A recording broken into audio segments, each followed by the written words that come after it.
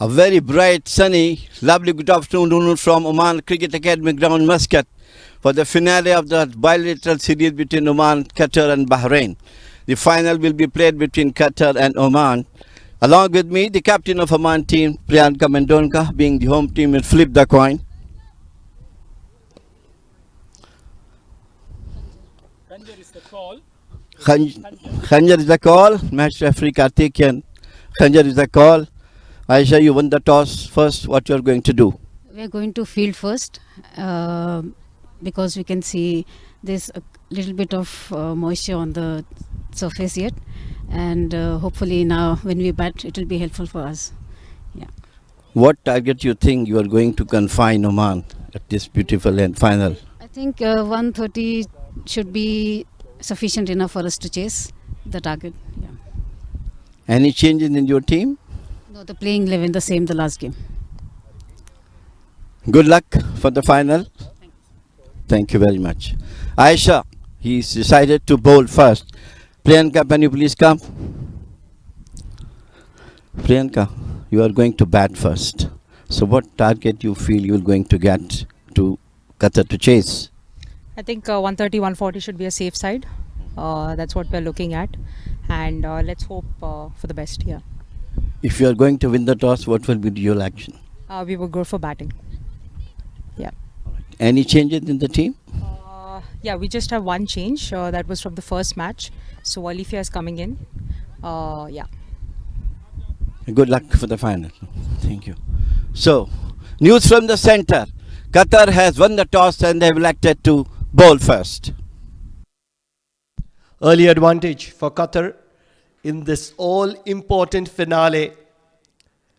Oman is ready to go and roar. Empire is already in the middle, looking to take control. And with that, it is Oman, the two openers, just standing together in a hurdle. It's the all-important finale. You can already see Amerat,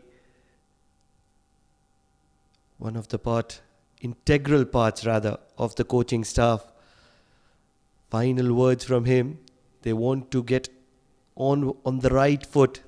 That's so important in the finale. You want to have that initial advantage. The two umpires ready to take control of the situation in the middle.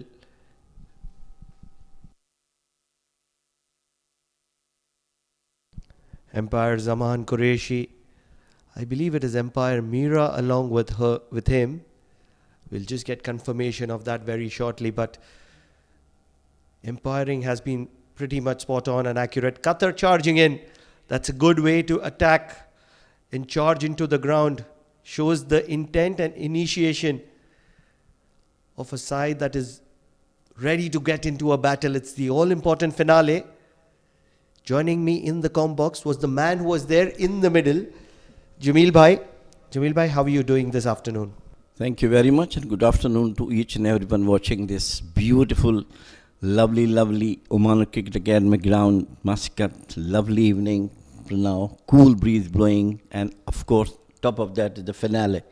The winter has just graced this wonderful country of Oman.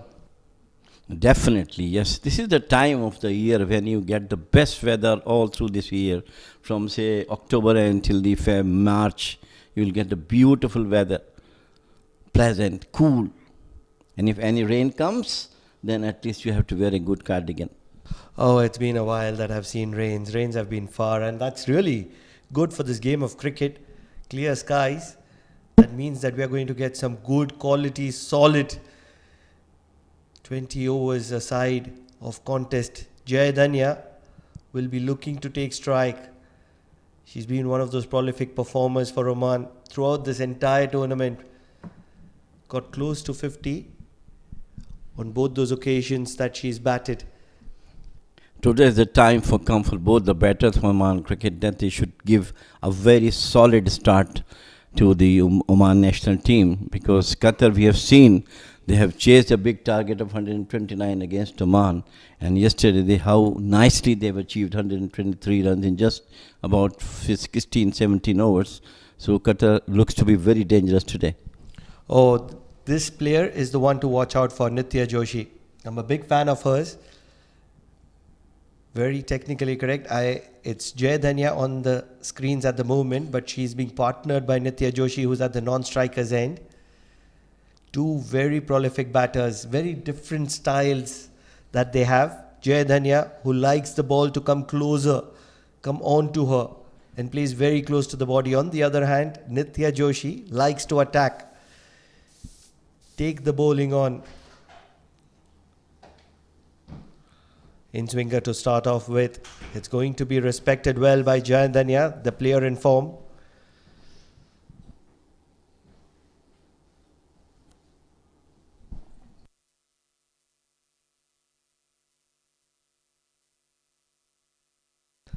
Amna Kashif has the new ball in hand. It's very important to get an early advantage.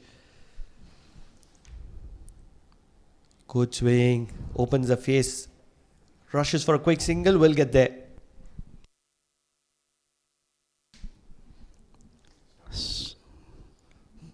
Good start now. Intentions very clear from the Omani batters. The first ball, first run on the board. I'm sure they will be going exactly the way they have started, with a solid opening partnership that gives the other batters to come and open their arms for some big shot. Certainly, and that's where I believe that this young talent, young potential, who has a huge responsibility on her shoulders, Nitya Joshi, would like to play in a very attacking manner with a lot of freedom. If she can do that, it's going to be a delight to watch. She's a very prolific striker of the cricket ball, erring in line on this occasion, Amna. Outside the off stump, very wide. And we correctly said that these two must give, talking about time and again, they must give a good solid start to Oman. Because Qatar is a very dangerous side. They have outplayed nicely in all three departments in the last two matches they have played. Though they lost against Oman, but still they fight on in that match also. And yesterday they chased at 123 in style. But not really sure if we can take a page out of that book in which Qatar played Bahrain, because Bahrain in both those games allowed the opponent to score very freely, score quickly. Erring in line, a little too much on this occasion. Even the keeper was only able to get a little bit of a hand onto it. They'll scamper for a single. So 2 free runs to Oman.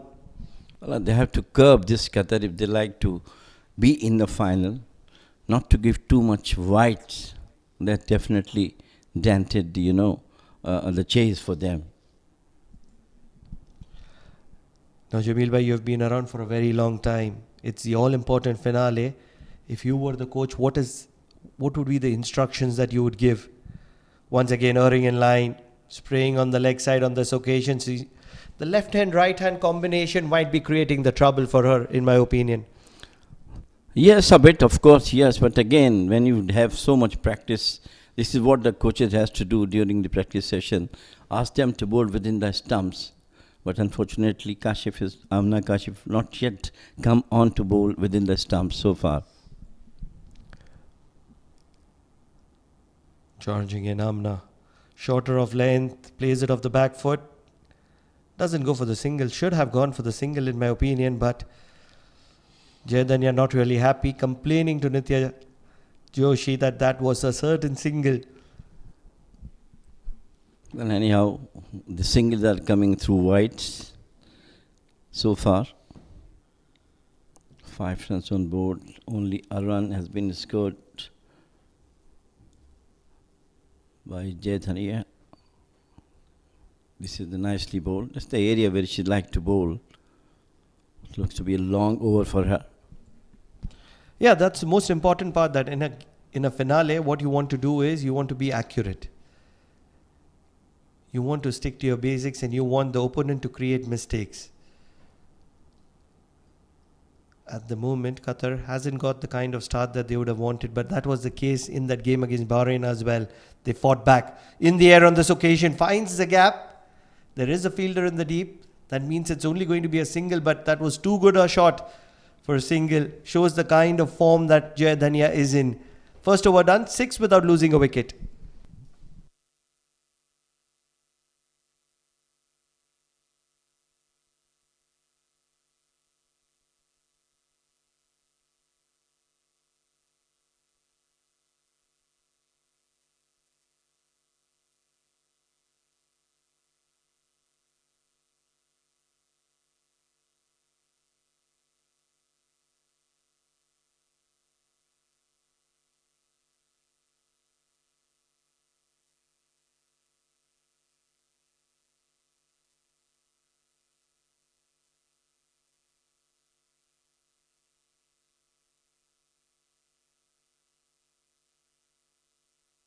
Maria Teresa will be sharing the new ball with Amna Kashif coming in from the Wadi end. Joining me in the comm box is Amin Wagle. Amin, welcome. Well, very good afternoon, and of course, what a great momentous occasion here. Two top sides in this triangular series going head to head against each other. Not too long ago, as a matter of fact, just 3 days ago, we saw a cracker of a contest between them, and Oman did turn out to be on top. However, it was not without some of those flashes of brilliance from the Qatari side as well. We've seen some excellent captaincy from Aisha Mohammed. We've seen some exciting shots from the likes of Jade Trude. And then last afternoon against Bahrain, we saw there was Christina Elsa. Now it's time to just back their strengths and make a statement win. Just drives it towards the offside, going to be only a single.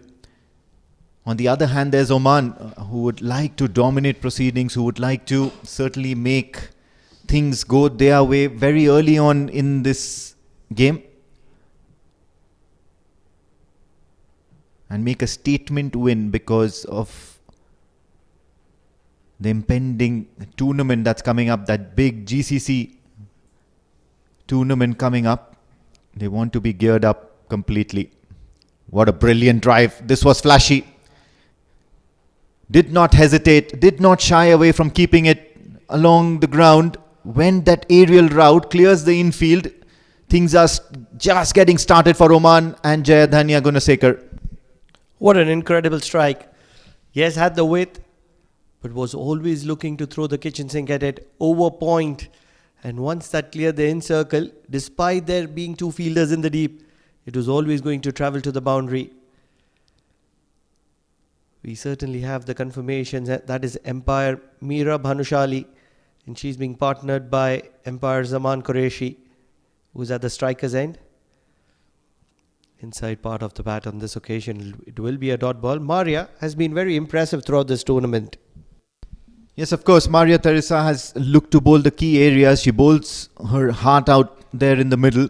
And what she also does is keep it wicket to wicket. So certainly the basics are right, and back that with the flatter trajectory that she normally delivers. There is some decent bit of pace onto it as well. Bends her back in her delivery stride. Good ball and dealt with properly as well. It's going to be a single. This is good cricket, and that's what you get to see from Oman. You've got that boundary in this over, and now you want to consolidate and score as many as possible, not necessarily taking added risks. Yes, it's the power play, but Oman will look to play steady rather than go blitzkrieg. Absolutely. It's going to be one competitive game because Qatar did manage to chase down something around 120, and they did that in a hurry. So Oman would be searching for a number. Oh, lovely late swing and driven equally well through the cover region. Nitya Joshi is a class act, and she's just showcasing that. 2 overs done. 14 without losing a wicket, Oman.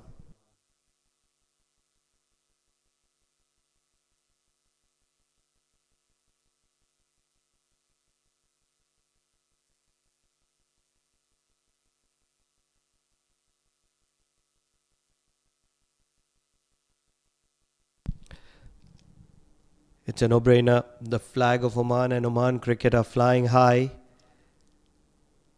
Why not when you're hosting the Tri-Nation Series, Qatar, Bahrain and Oman, and which is going to be followed by the GCC Women's Cup. So a lot of cricket on offer. In the air on this occasion, finds the gap. The ball is travelling, but a good bit of fielding will keep it down to just a single. So this is good cricket from Qatar. Yes, absolutely. And you will find that very often with Aisha Mohammed at the helm of the side. She knows her strategies well, she does her homework well, and so does the entire team as well. So what this really does is give Oman stiff competition. Yes, that first game against Qatar, Oman nearly outclassed them, but then they certainly cannot take them lightly. This is a good shot, and have a look at that for an effort.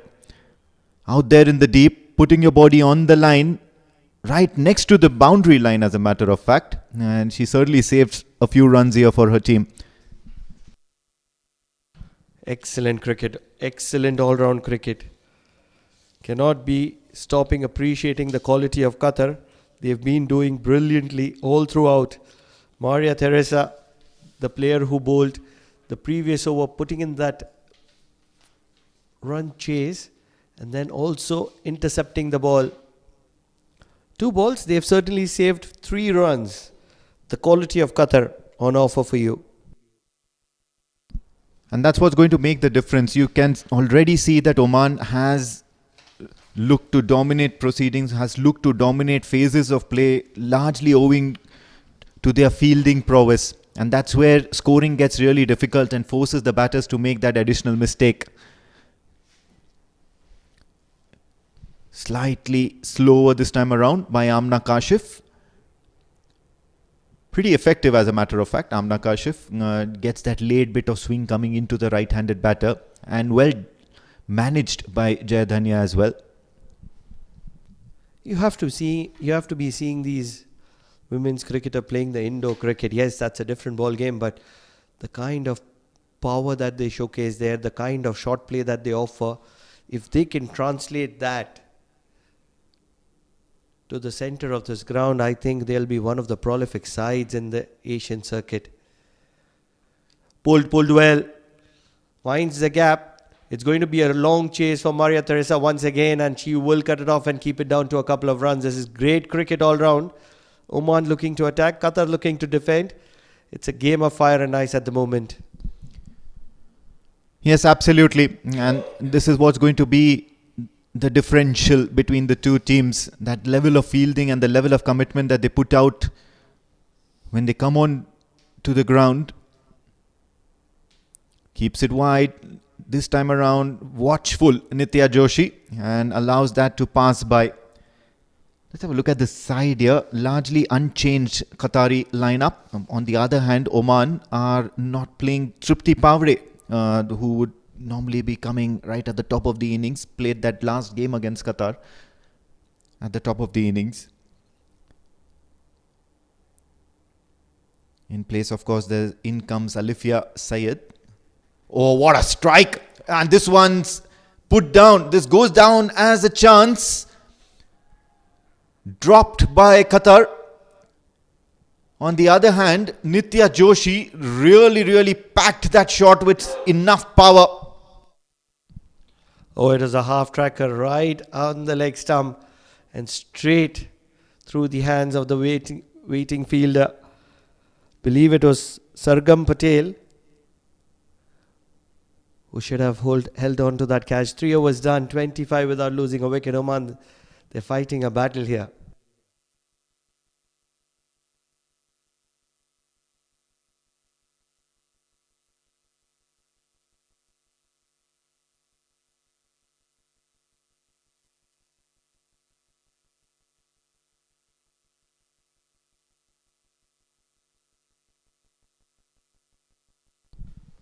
Maria will continue from the Wadi end.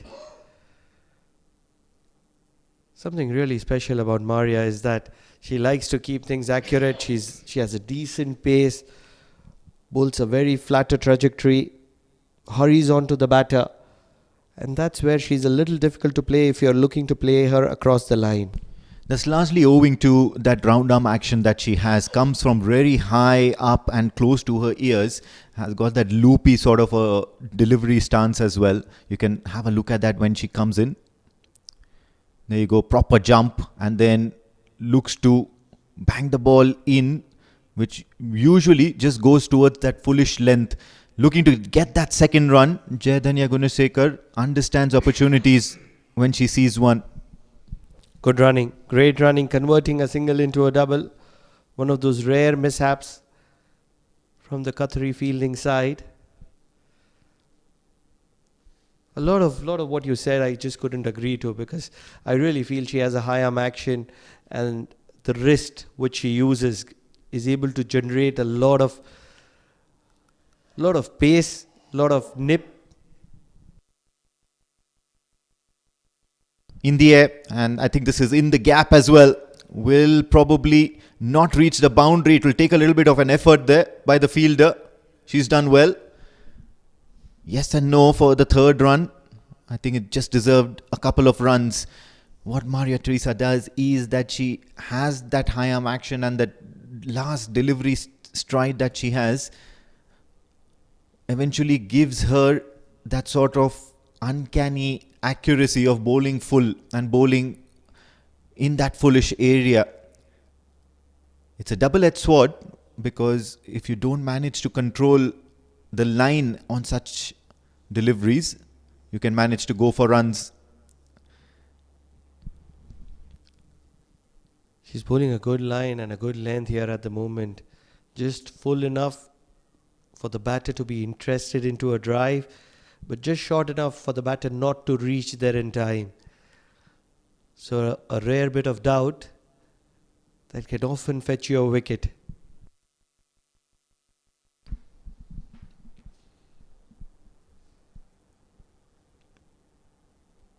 Wayward, once again a foolish sort of a delivery, not able to control that line. As a matter of fact, now you can see already 5 deliveries into this over, including this last one which went for a wide. She's bowled at least 3 deliveries that are not on target, and because that line is so full, it allows the batters to free their arms and swing through, complete their shots. But however, if she can manage to just keep it wicket to wicket, it can be quite lethal. Keeps it outside the off. Manages to get and produce a little bit of an edge. One bounce to that fielder waiting at gully. Playing really late is Jayadanya at the moment. I really feel that's a great piece of fielding at almost a gully region. And that's when you study the opponent well. They would have noticed that Jayadanya likes to play it late, and that's where a very wide gully fielder, just so that she doesn't open the face of the bat. Fuller on this occasion driven, and it's only going to be a dot ball. So a brilliant over from Maria Teresa comes to an end. 4 overs done, 30 without losing a wicket. It's a game in balance at the moment.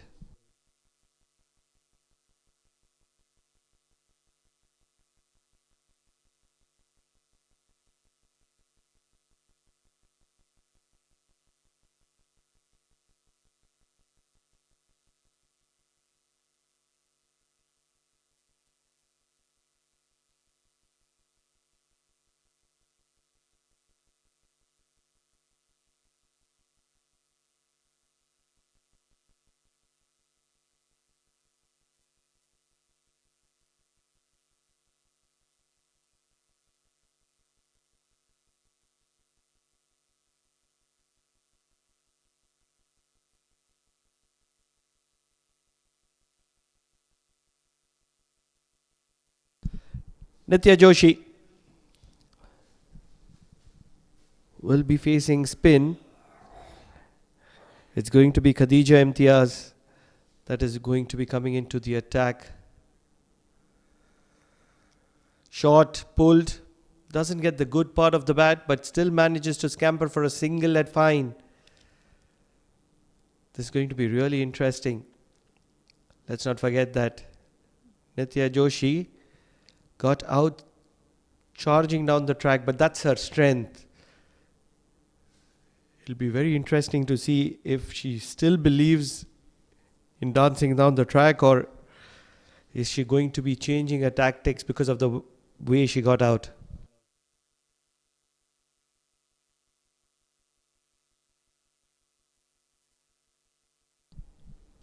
Khadija Imtiaz. Flighted. Oh, this one's going to be a no ball outside the pitch, and that means that it's going to be a freebie for somebody like Jayadanya. And to add on to misery, they can't be changing the field. Lot of curl and some decent keeping.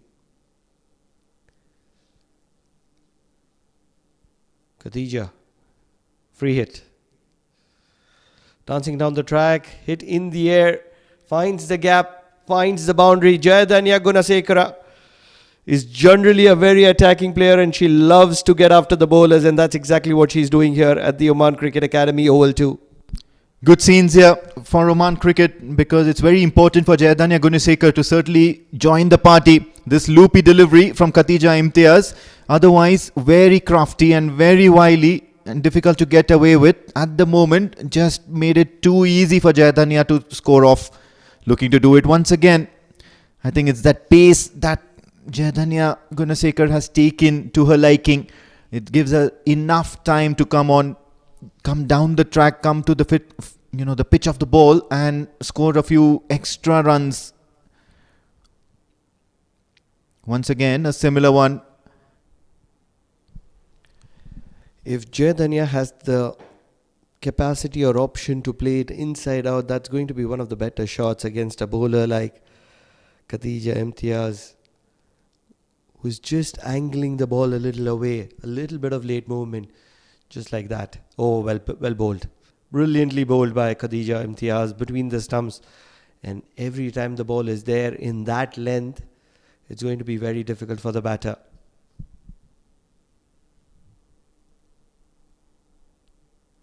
Dancing down the track once again, and it's going to be a quick single. Could have been very interesting if it was a direct hit.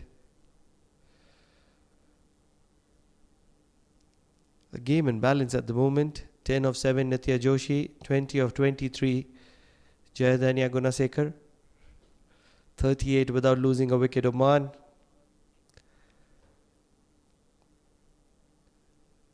Would love to finish off this over with a boundary.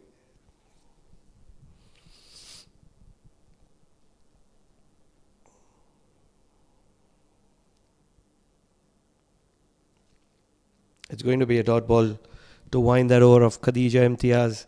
8 runs from that over of Khatija. 38 without losing a wicket Oman at the end of 5.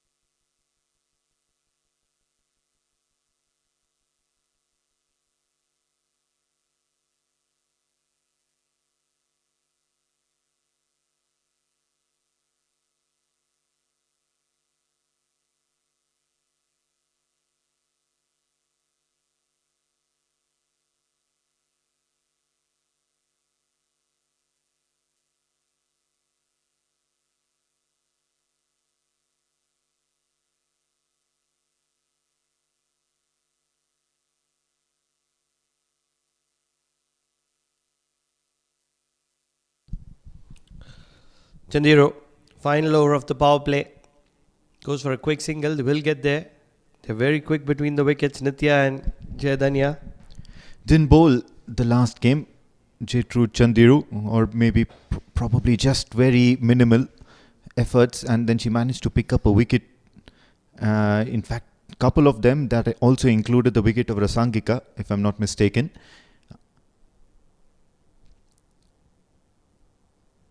but she's certainly a partnership breaker, and that's what Qatar need at the moment. On the other hand, it's Oman who are going great guns at the moment. This is the last over of the power play, and so it's now or never for Nitya Joshi and Jai Dhania to probably capitalize on that situation that they have going on out there.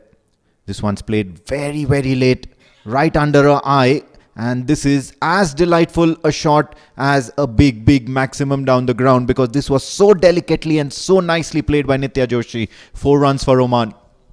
Certainly not very happy is Gertrude Chandiru. Nothing wrong that she would have done. Bowling from over the wicket, angling it away from the left-hander. But it was the quality of Nitya Joshi to open the face of the bat and find that gap between backward point and shot third to fetch a boundary to her name. Trying to repeat that shot once again. A huge appeal from the wicketkeeper. Umpire Mira is unmoved. Yes, certainly the keeper felt there was something there. Let's have a look at that again. Once again trying a similar sort of line. I think there was daylight between bat and ball. The keeper certainly felt that there was something to it. Normally keepers are excited. They want a wicket on every delivery that they manage to hold on. This one's in the air. It's towards the leg side. Aisha doesn't drop many. It's going to be a good wicket for Gertrude Chandiru. What a timely wicket. Final over of the power play. Oman wanted to attack. They've got to 43. But that is where they're going to be losing Nitya Joshi in terms of a wicket. 14 of 10 deliveries. Make it 11. It was the leading edge. Closed the face of the bat a little too early. Trying to slog it on the leg side. And the captain Aisha is never going to be dropping on something as simple as that. So Oman lose their first at 43.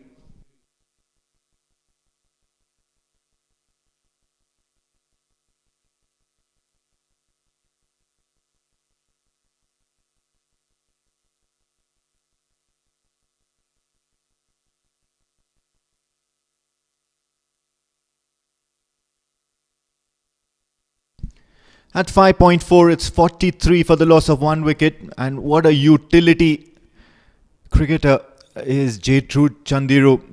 When she has the bat in hand, she does her bit. When she has the ball in hand, she does her bit. Looks to throw around herself on the field as well. So very bankable. An absolutely delightful addition to Qatar at the moment. And with the way she's performing all throughout this triangular series, she's certainly somebody to watch out for. Bowling wicket to wicket, keeping it very slow and tidy. Gertrude Chandiru gets off the mark.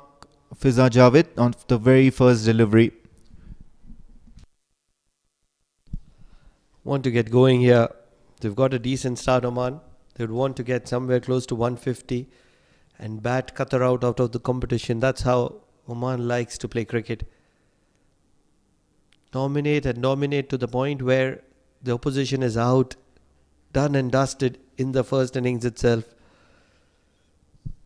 And they've got a good chance here. Batting first, they would certainly want to post up a big total. 44 for 1 at 5.5. They are not too far behind. Looks to cut. Just about manages to bump that ball off the fielder at point.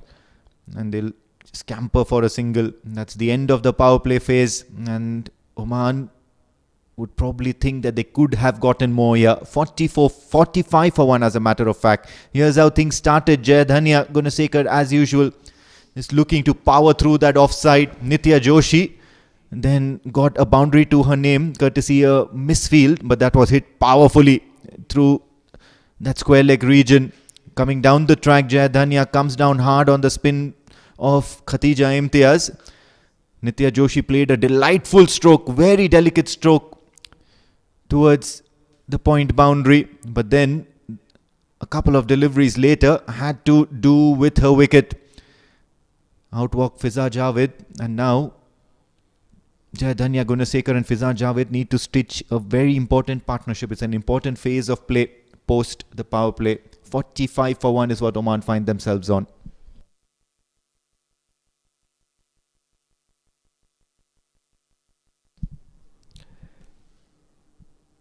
They needed a wicket. They've got that in terms of Nitya Joshi. Starts off with a dot ball. Khadija Imtiaz. She's taken her time, Jayadanya Gunasekar. She can capitalize, but she plays that calming effect to the Oman women's team. Does seem to be like that sort of a player who loves to enjoy batting out there for hours and hours and hours. She's gotten a chance here wherein she has the ability to just get her eye in, has got the opportunity to get her eye in. This one was played well towards the point region. Going to be a single. And then when the time is right, can look to accelerate, put her foot on the pedal and start scoring quickly.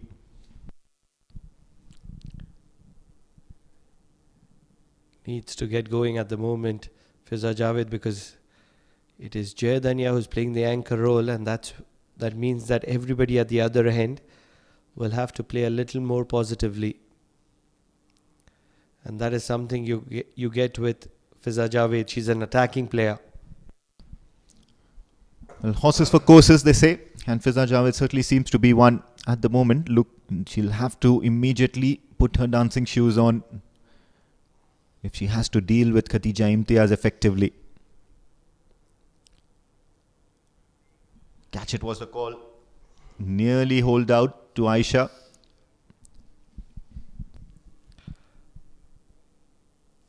Taking her time at the moment is Fiza Javed. She doesn't fancy herself against the pace of Khatija Imtiaz. Gives a lot of time, and that is something that you don't want as a batter.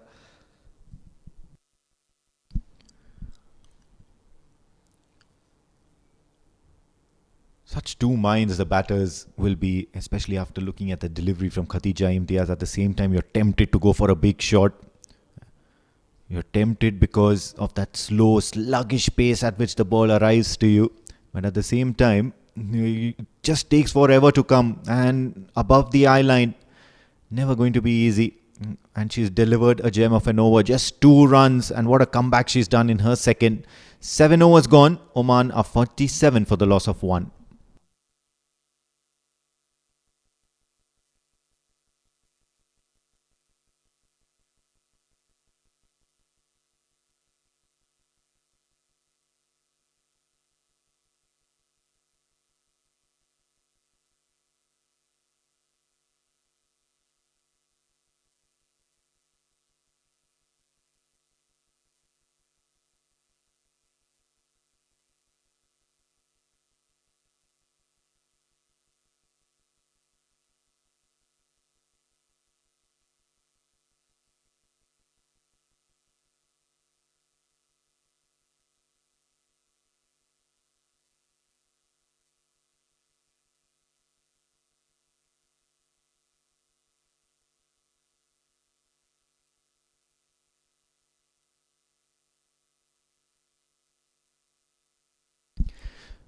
Jayatru Chandiru continues. She's had a successful first over. And of course, joining me in the comm box is going to be senior statesman Jamil Zaidi, who is absolutely in awe with the way Qatar are performing today. And just when I did say that he is in awe, Jayatru Chandiru has managed to drift down the leg, and all Fiza Javed had to do was trickle it down for a boundary to her name. Good welcome, I'd say. Thank you. I mean, yes, we're talking about lot about the Qatar, and this girl Chandiru is really a gem of a bowler for Qatar as a batter also. She has to be brought to break up the partnership, which she did in the last over. And this time we just nicely played out and go for a quick single. I think run rate is quite satisfactory as far as the Oman is concerned.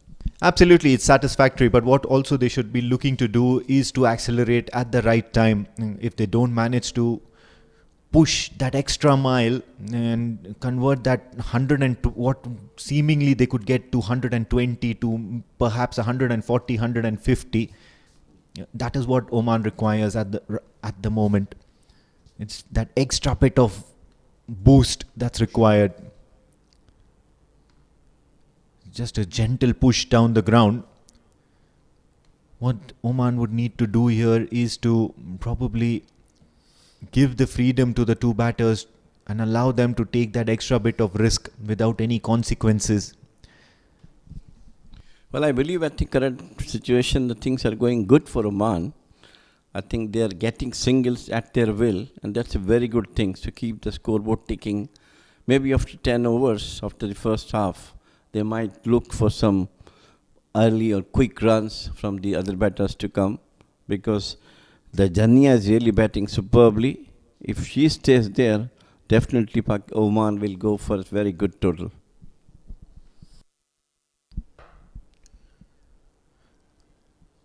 Oh, this was absolutely close. Planting that front foot forward, looking to play that flashy drive. Outside the off, never going to be an easy chance. Gets that late bit of movement, which is not too much or too little. Just enough to trouble the batter. And just like that, Chandiru completes her second over. As many as 7 runs from it. It's going to be 54 for the loss of 1 after over number 8.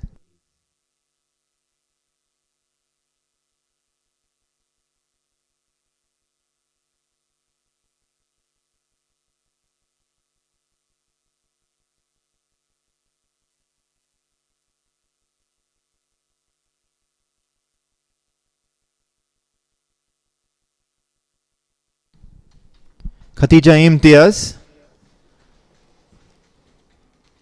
And she is going to continue all that good work she did in the previous over. However, with a new batter out there in the middle, Fiza Javed, who's looking to score aggressively, and Jayadanya Gunasekar on 24 of 29 deliveries.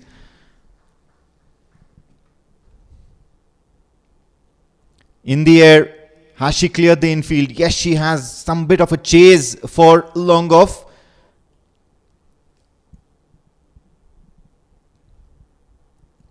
And she's certainly going to end this in a nice way. At least a couple of runs, so that means she'll have another go at Khatija Imtiaz. Well, definitely, I think one batter is doing the right thing, trying to get the runs as much as they can, single and doubles. In Qatar, so far, trying to contain those singles at the moment. I think they have to do that one if they want to restrict Oman to a total which they're talking about in the toss time at 125, 130.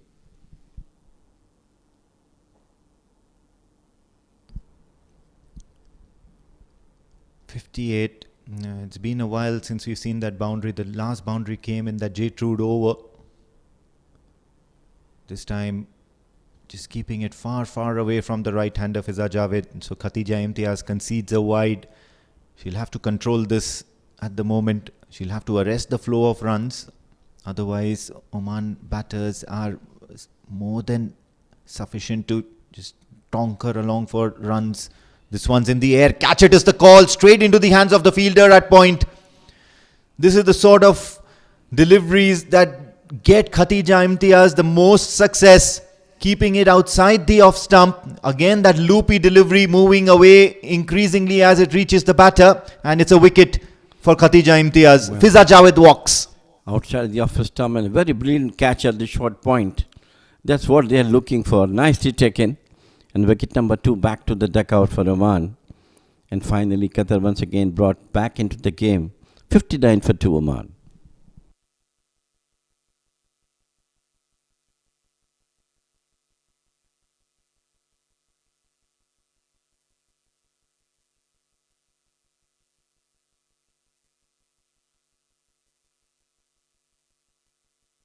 Have a look at that once again.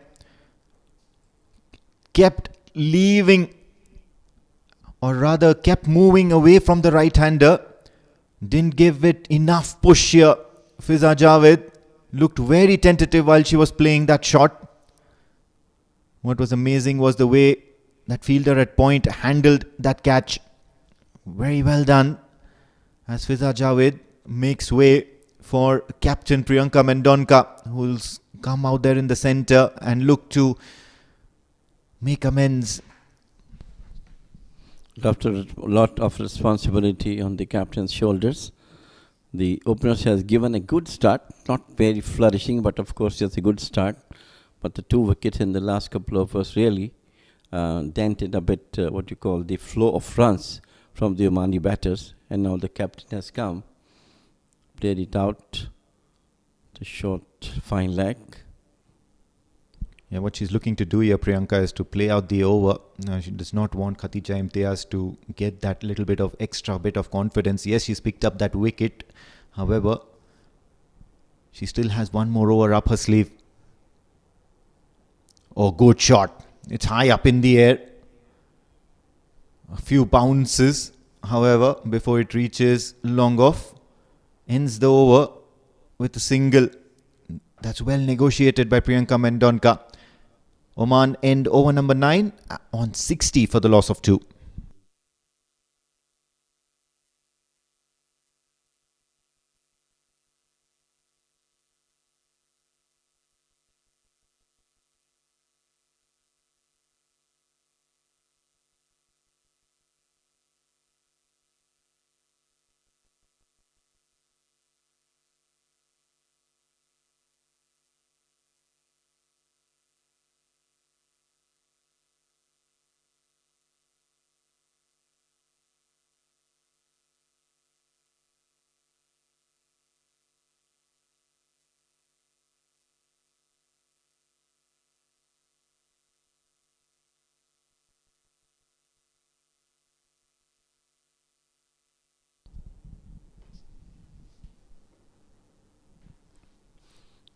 Chandiru will continue his economical bowling, flighted delivery, speed outside the off stump.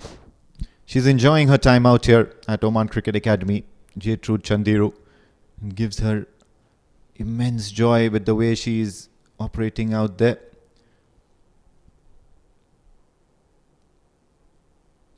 Oh, this one's wayward. She's a mix between a medium pacer and a slow bowler. Have a look at that. Little wayward. Changed her action all of a sudden. Much better this time around. What makes it really effective is the way she's bowling wicket to wicket, targeting that corridor of uncertainty. And she does it with really high precision. A high percentage of balls that she delivers are all within that corridor of uncertainty.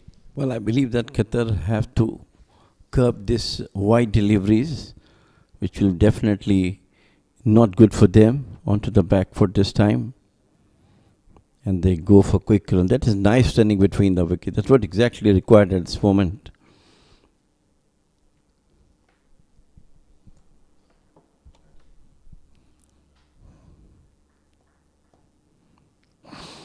Jaithania is once again playing a good role as a batter for Oman. Opening batter, she scored a lot of runs in the earlier matches.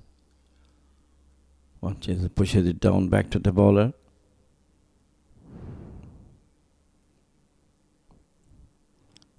The match is always halfway through. A couple of more deliveries to come. And I'm sure Oman must be slightly feeling better. Outside the off stump. Once again, wide deliveries. We're talking about that. Qatar has to curb those wide deliveries.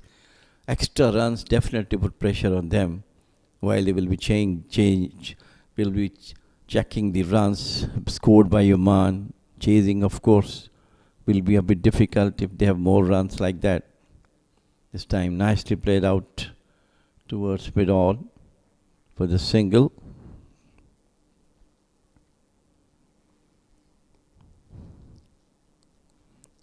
Chandiru has bowled so far nicely. Got a wicket also.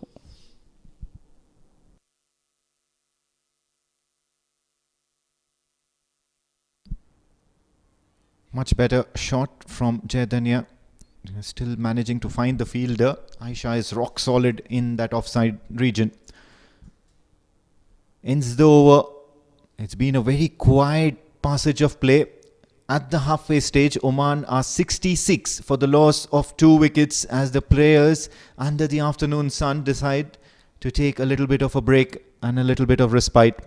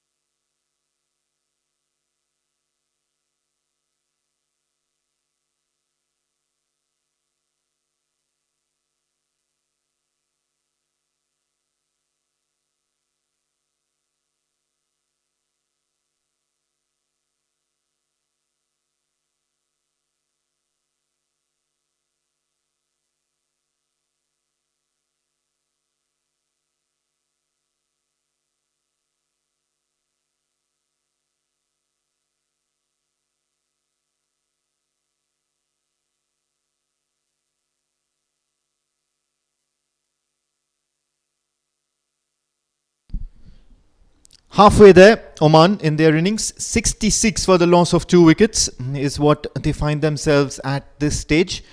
Jayadanya Gunasekar still going strong, 29 of 33, and Priyanka Mendonca is just out there. The captain walked out to the crease after that wicket of Fiza Javed. Khadija Imtiaz will be bowled out with the way it shows up on your screen. So 16 for 1, she'll look to end well. Can Jayadanya use this over as the release? Immediately attacks that leg side. And there was a fielder, they got a little bit of hand onto it. But this is what they will be looking to do more often. Unlock that leg side, unlock those slog shots, because now is the time to accelerate. I'm sure they must get the instruction from the coach Amerat that you'll have to accelerate the run rate at the moment. Once again outside the off stump, another wide. This is what very, very awkward for Qatar to give so many wides. They have to curb that. Yeah, last afternoon, as many as 20 extras were conceded by Qatar. And it was the second highest scorer after Rasankika, who scored a fine 66 in a very, very attacking form. So this is probably where Qatar needs to curb their instincts, curb their, or rather just fine-tune their performance.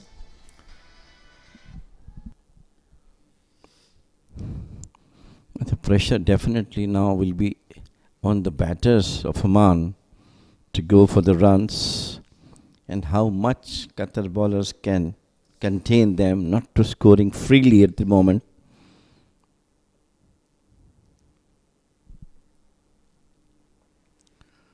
Played it out once again straight to deep mid off.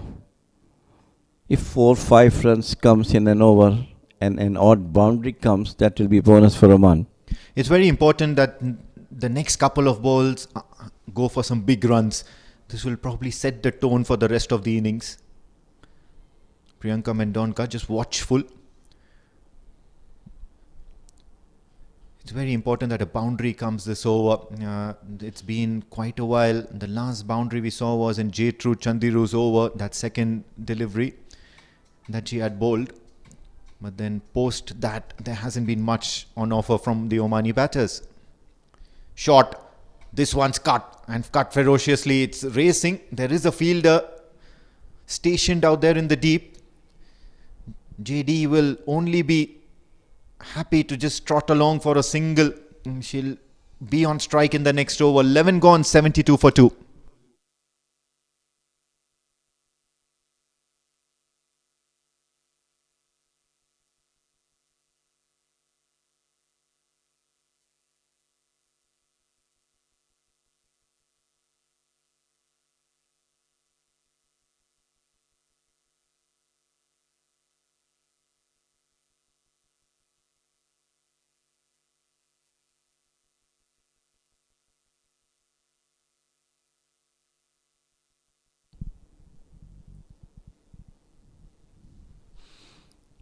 Khadija completed her 4 overs. Good, decent bowling from her. 22 and got a wicket.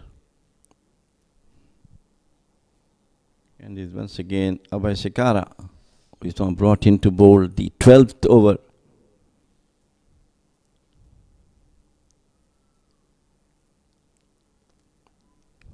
So left arm, orthodox spinner.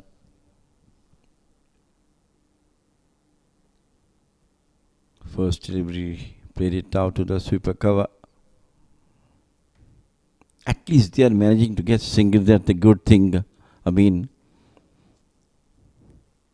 you'll find that with the professional approach that Oman cricket has. They've been coached. They've been, mentally conditioned to play out phases like these. When the boundaries are hard to come by, they have been very well conditioned to at least get those singles and keep the scoreboard ticking. And you'll see that with the intent, with the way both these two batters will play.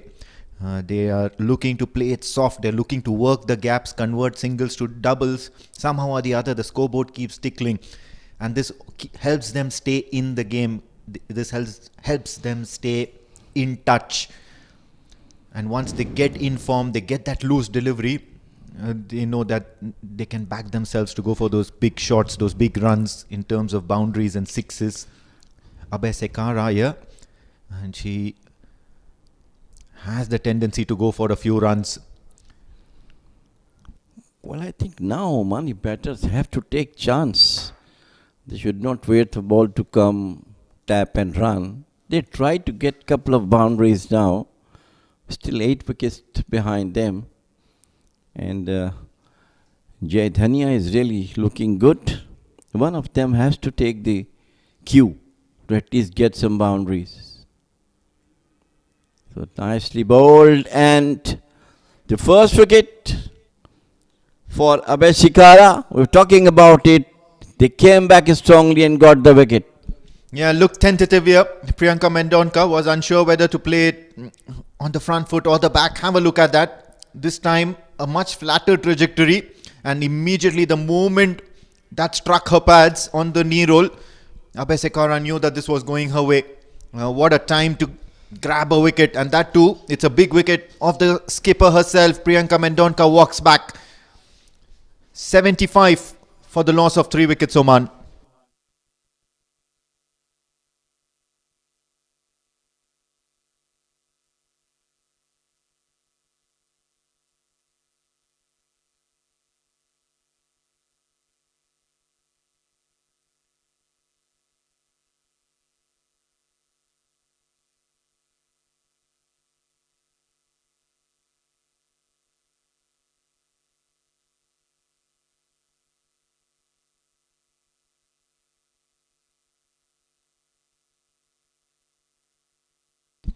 New batter in, Hina Javed, and she comes with a reputation of hitting the ball hard.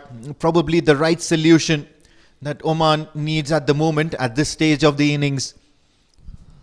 Left-hander against the left-arm orthodox. This will certainly be a very, very good matchup. Yeah, Hina Javed is really rightly sent into the bat by Omani captain. Outside the off stump once again. We're talking about the extras, and it's not been controlled by Qatari bowlers. She bowled one good delivery, got the wicket, and the other one was going down the leg side for the wide.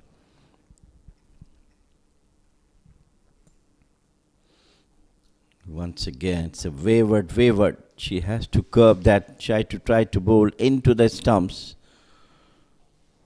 All the hard work that has been done by her to get the wicket in the second delivery of the over has been spilled out with 2 extras.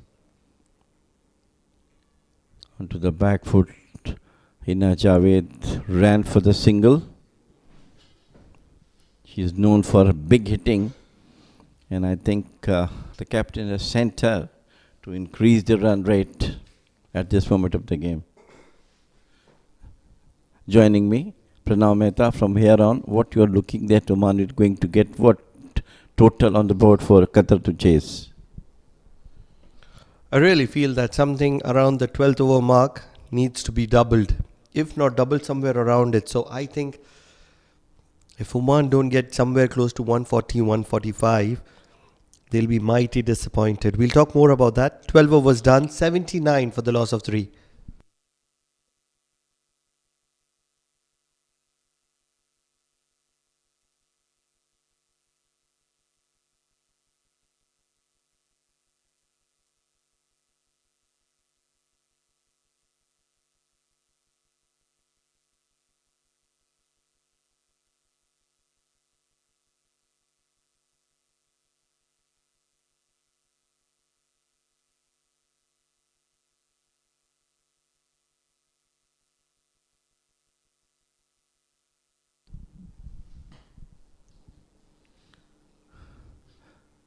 Akhtar is now brought into the attack.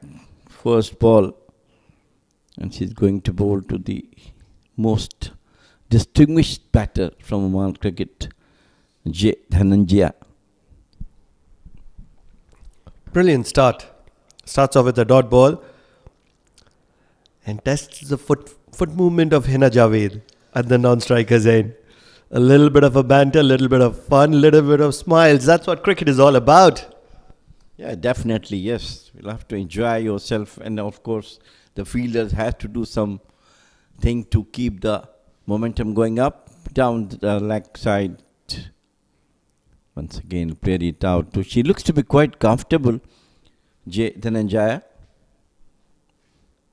She's been one of the prolific batters for Oman. Almost 50 runs scores in this tournament. She's right now batting at 36, so I'm considering this also as a incredible knock. Unfortunately, we couldn't see much from Nitya Joshi. She is such a sparkling player from our national team with all her experience behind. It's just early days in my opinion, Jamil bhai. I think with time and probably with her spending time watching herself, she will realize that playing attacking cricket, playing positive cricket, that's her strength. And the more she does that, because every time that she's got out, she's gone into her shell, then suddenly, all of a sudden, trying to play some shots, she gets out. But playing with so much cricket in India as well, you're talking about her. This time coming down the wicket. Paid it out toward the fine leg boundary. The fielder is after it.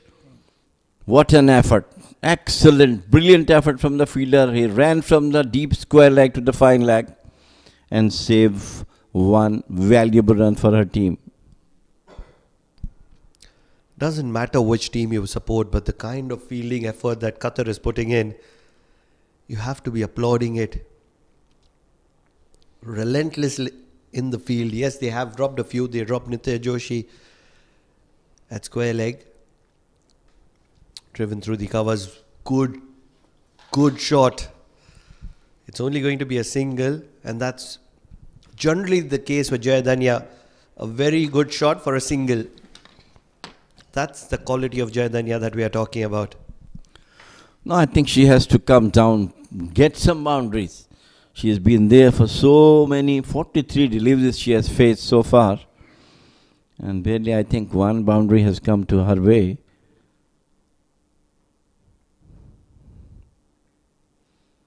This time in the air, but very safe. And they ran for two. Could have been a disaster. Oh, that could have been a big wicket. Very big wicket. Very fortunate to get there in time, and very fortunate that Rohit Akhtar could not flash the bails off. Gertrude, one of the better fielders of Qatar, was behind the actions. It will just be a confirmation that it's completion of 2 runs, and that will be to the account of Hina Javed. 13 overs done, 86 for the loss of 3.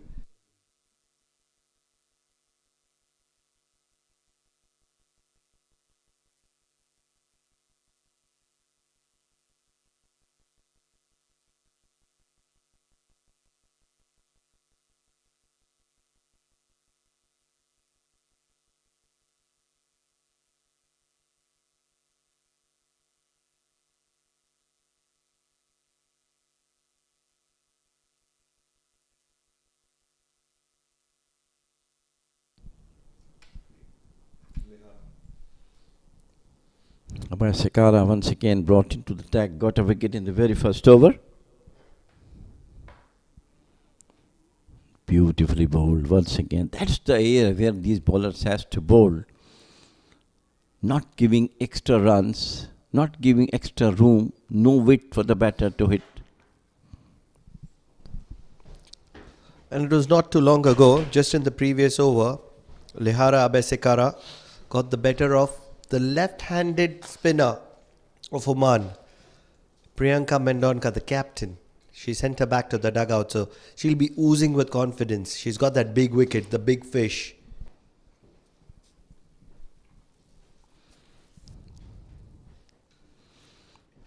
So far, I think, as far as Qatar is concerned, it looks to be quite happy, containing Oman almost in check. Over number 14 is on the way. 87 on the board.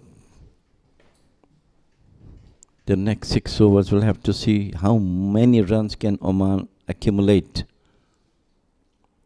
This time in the air, straight to the fielder at the deep mid off by Hina Javed. Every shot that comes from the bat of Hina Javed is very entertaining. You see a lot of people going up on their feet because action on offer. At the moment, she's not accumulating boundaries, but she'll start doing that very soon. Played straight back to the bowler on this occasion, Jayadanya. She would want to accelerate as well, 40 or 45, 46 now. She would want to finish this innings well.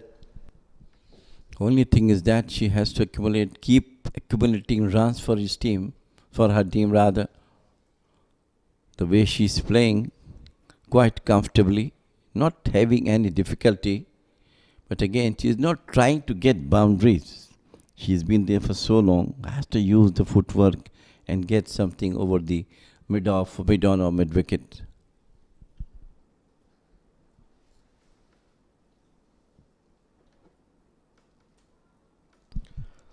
Just need a wicket here. Qatar, they need the wicket of Hina Javed because if she's there for a while, she can be very destructive. At the moment, Hina Javed is happy and content to be dealing in singles. So just 4 runs from that over of Lahiru, Abhay Sekara. 90 for the loss of 3 at the end of 14. Oman would want to start accelerating now.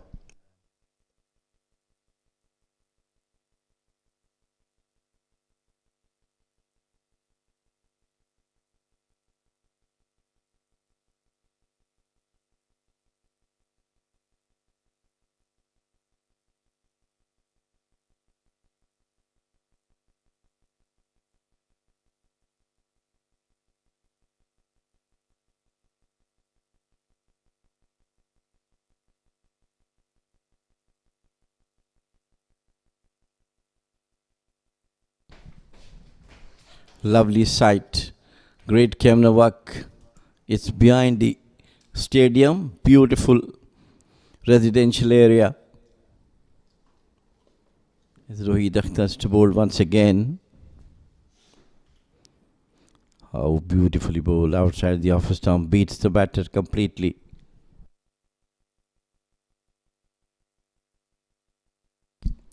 It's the right kind of platform here.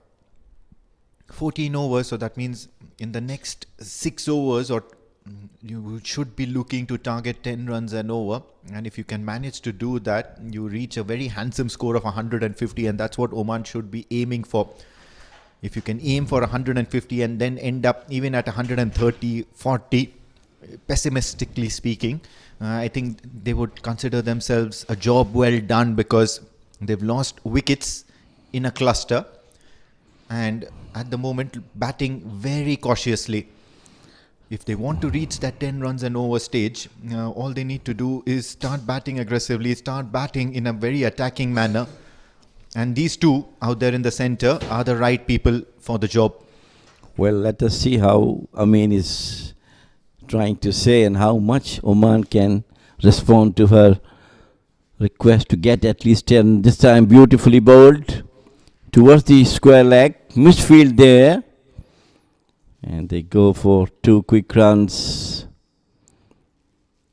I'm really amazed to see Hina Javed, how nicely she is running between the wickets.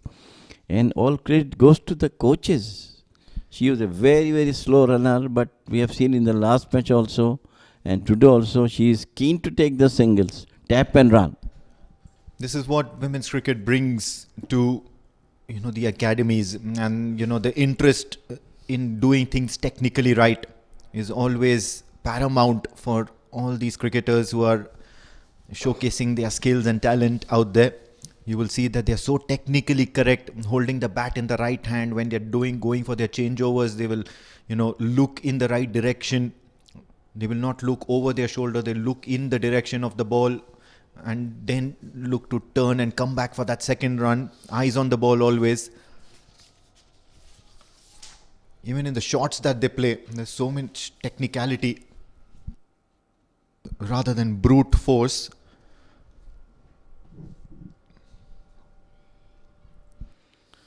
Looking to get that second, denied by Jayadhanya Gunasekar, and rightly so. So the singles are very easy to come by as far as Oman are concerned. Just one more delivery before that 15 over mark, and once again we would still be thinking if there can be that big shot, break the shackles with a boundary. Let's hope so. Maybe the next over, some message come from the coaches that now you go for the big shots. This time a very, very good running between the wickets and chances of run out, but now she's well home. In of over number 15, it is 96 for 3 Oman.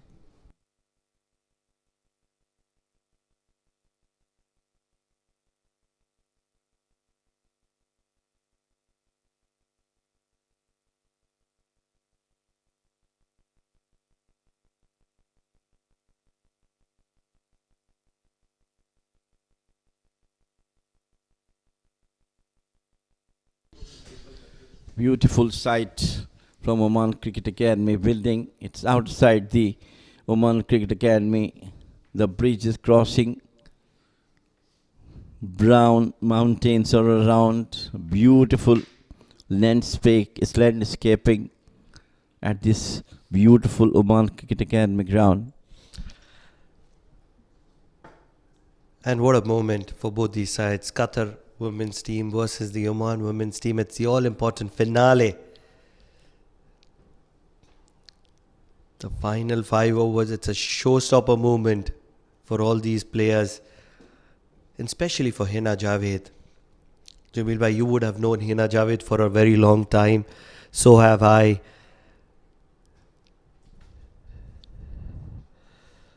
Driven straight down the ground. It's found the gap. Should be a couple of runs. Hina Javed has transformed into an athlete now. Every time that I see her in the middle, I am inspired. I am motivated. A lot of people wouldn't know she's lost a lot of kilos. To get to where she was. Yeah, that's what I'm talking to you about this, because I met last week to her. I saw her. And I asked what you are doing. She said, Uncle, I'm trying to reduce myself as much as I can.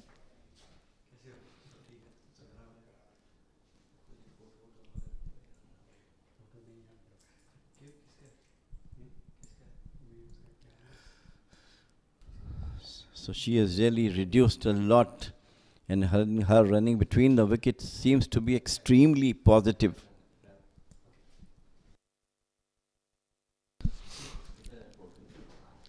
Dancing down the track in the air. It's not going to carry to long on. It's only going to be a single.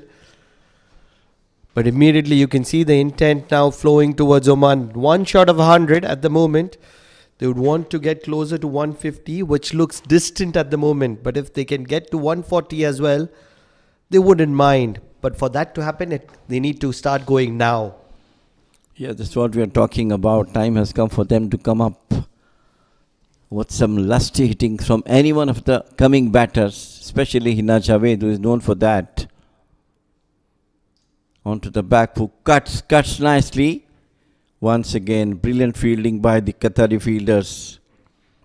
So, end of over number 16, they are on 100. 100 for 3, Oman, after 16 overs. Rather one ball more to go, I'm sorry.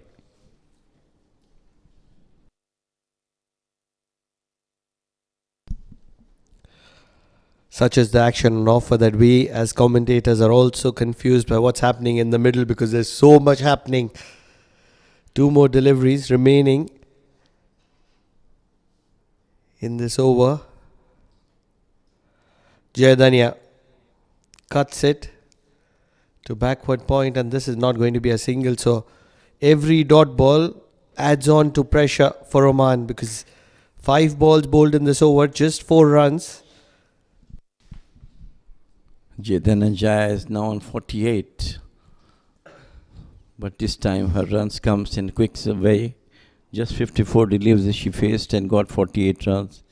And the last outing she did the same, but got out on 48. Hopefully this time we hope that she might get the elevated 50 for her. Oh, she deserves it. She's played well. And not only does she deserve it, she owes it to her country that She needs to capitalize and make it count, go deep.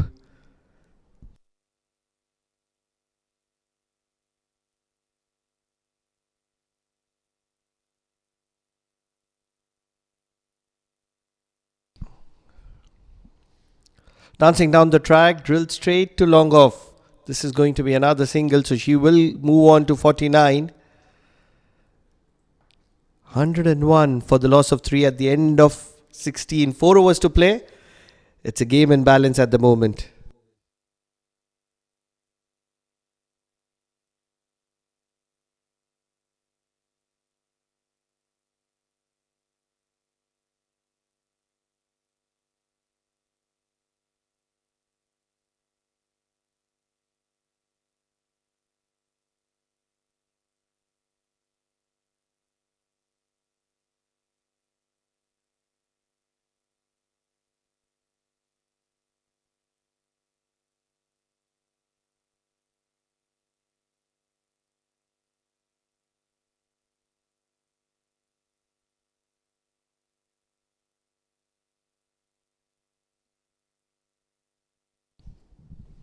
Once again, a beautiful sight from the Oman Cricket Academy. Our cameraman is doing a brilliant job showing the around of Oman Cricket Academy. It's scenic, isn't it? The picture is Al Hajar Mountains in the background. Some nice coconut tree cultivation. Nice green surroundings that are present to the Oman Cricket Academy. Nice tiny structures in terms of villas in the background as well. Scattered landscapes. That's all Oman is all about. With the addition of the hockey stadium, it also gives a good look for Oman cricket.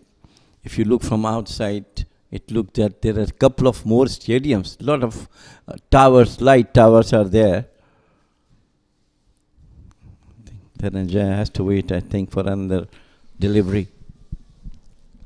49 of 56. She's just waiting for a much deserved 50. It's a game of milestones. And in this game of milestones, it is going to be Jaya Dhania who is going to be securing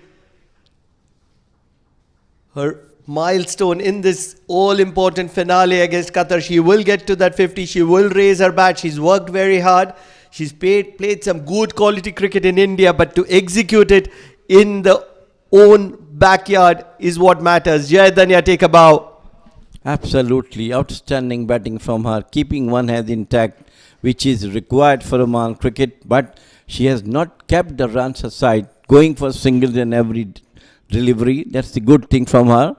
Finally, she deserved that 50. Well played, Jai Dhananjaya. Brilliant batting from you. Now is when she'll be looking to cut loose, but it's an opportunity for Hina Javed with just 22 balls remaining. Good ball. Aisha is a tricky bowler. The leader of the pack, the captain of Qatar, bowls a tight line, moves it away from the left-hander. She is a very, very good captain. Now, Aisha, her field placement is absolutely perfect. Changes, of course. Once again, in the air. But no man land. Ball landed there. Well, I think time for both of them to cut loose now. Rather going for the singles. Now they look for at least 2 and 4s. What I really feel, on an honest opinion, is that yes, there is a lack of power in the women's game, and that's where I think innovation could play a huge role, especially in the associate circuit. Reverse sweeps, paddles, dancing down the track, drilled straight down the ground. It's found the gap, and some very good fielding will keep it down to just a single. Certainly has saved 3 more runs. Great job done by Qatari fielders. Really, they are doing great job. I think they have saved about 15 to 20 runs. Make it 25. They've been incredible. If Qatar find a way to win this game from here, I wouldn't be shocked if fielding is the man of the match. It's chopped on, it's chopped on, it's chopped on. Yes, it is chopped on. She's played it on to the leg stump.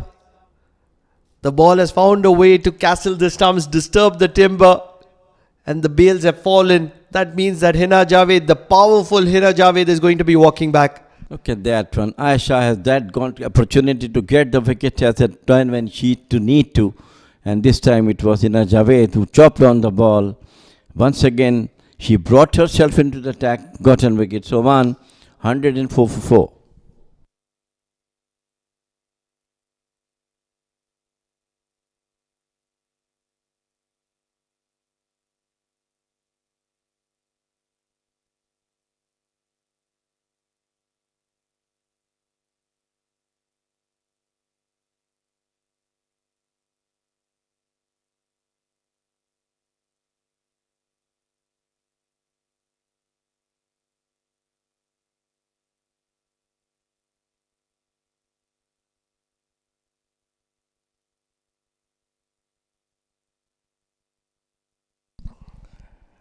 Big wicket going down. Hina Javed, 10 of 12 deliveries.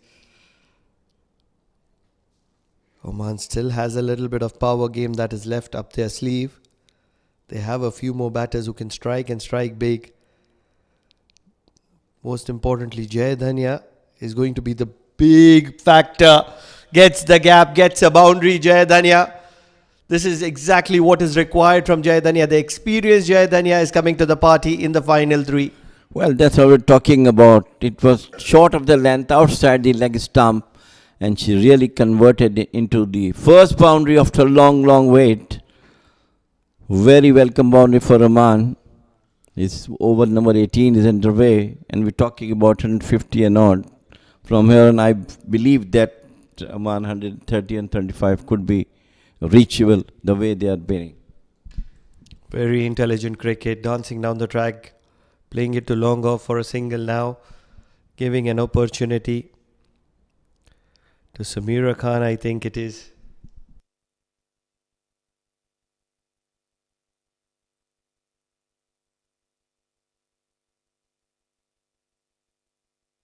Another prolific striker of the cricket ball, Samira Khan, fends that one and picks up a single to get Jai Dhania back on strike. I think that is intelligent. Oh, directed. Directed can be very tricky. Not on this occasion though. Samira Khan is an athlete and very quick between the wickets.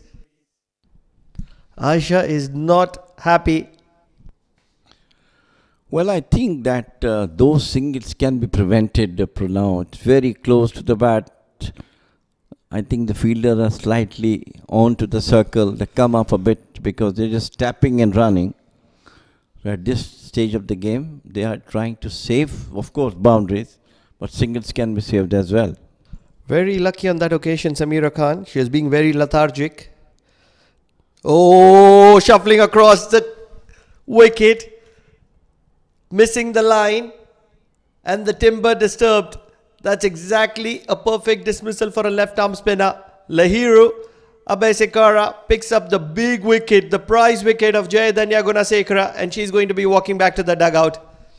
Yeah, it was just crossed it, tried to play it once again over to the fine leg. The mid stump was uprooted.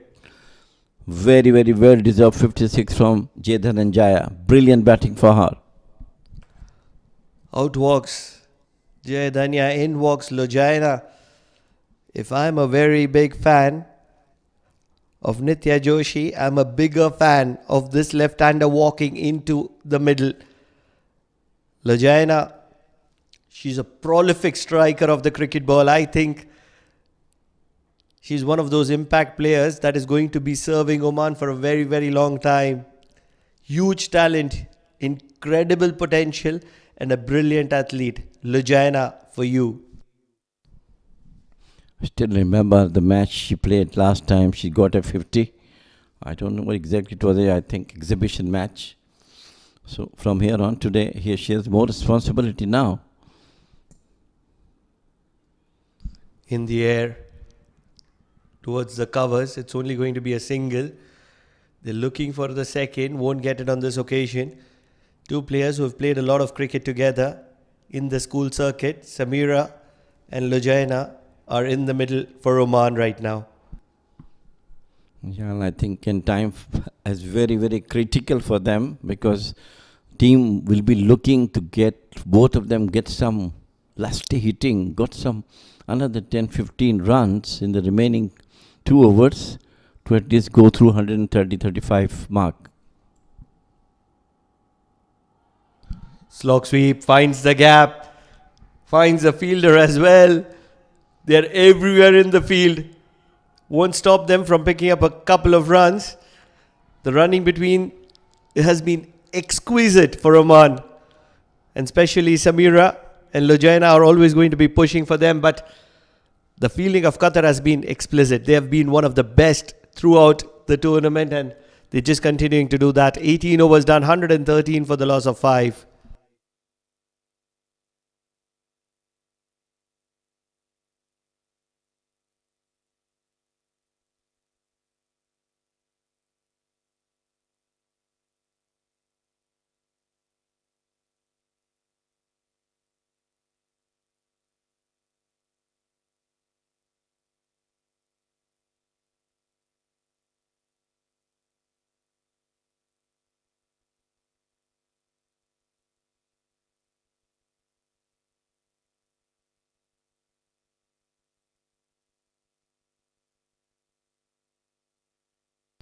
Aisha to bowl the penultimate over. Outside edge. It's only going to be a single. I do not understand how quickly those singles are coming. The fielders are there, ball in their hands, and they ran for the single. This, I think now Qatar has to look at this stage also. They have done superbly all through this afternoon. They have saved so many runs, at least 20-25 we're talking about. The problem is with the athleticism. These two are really quick. Heaved across the line. This is certainly a single. They will be looking to push for the second. They're going for the second. This is excellent running between the wicket. This is exactly a testament to the question that you asked. It's all about athleticism and speed. Well, there's a fumble from the fielder at the deep mid-on. And this is the time where everybody should be on the toes as we talk about. Dying moment of the game. And they will try to extract as much run as they can. Big shot. Fielder around it. Not able to get underneath it. And hence a single for Samira Khan. This could have, looks to be two for now. The first one could have been taken quickly because the ball was too far from the fielder. I really feel that it's not a bad decision. Lujaina is a good striker. If she can get striking, these 9 balls can be very lethal. Inside out on this occasion, falls in the gap. It's only going to be a single. 8 balls remaining, inching close to 120 is Oman at the moment. I'm sure the captain of Qatar, Aisha, must be pleased at what target she told at the time of the toss, around 130. She will not let them to go across that one with some good bowling this time. Crossed it, placed it out towards the deep mid-on, rather deep mid-wicket boundary. 1 run coming on each ball almost. 119 for the loss of 5. It's 1 ball to the 19th over. Just 6 runs from this over so far with the ball to spare. Aisha has done a brilliant job. Picked up a wicket in her 2-over spell. She's conceded only 9 runs so far. Hurrying in line, will be adjudged as wide. Aisha is not happy about it. Find me a bowler who's happy on being adjudged as a wide. Little furious. But it happens, you know, when you are bowling so nicely. How's the hard work been done? Loads in again. Full toss. No, not really. Right in the block hole. It was a loopy, slower delivery. And beats Lujaina. So just 7 runs from that over of Aisha. It was the penultimate over. 19 overs done. 120 for the loss of 5 Oman.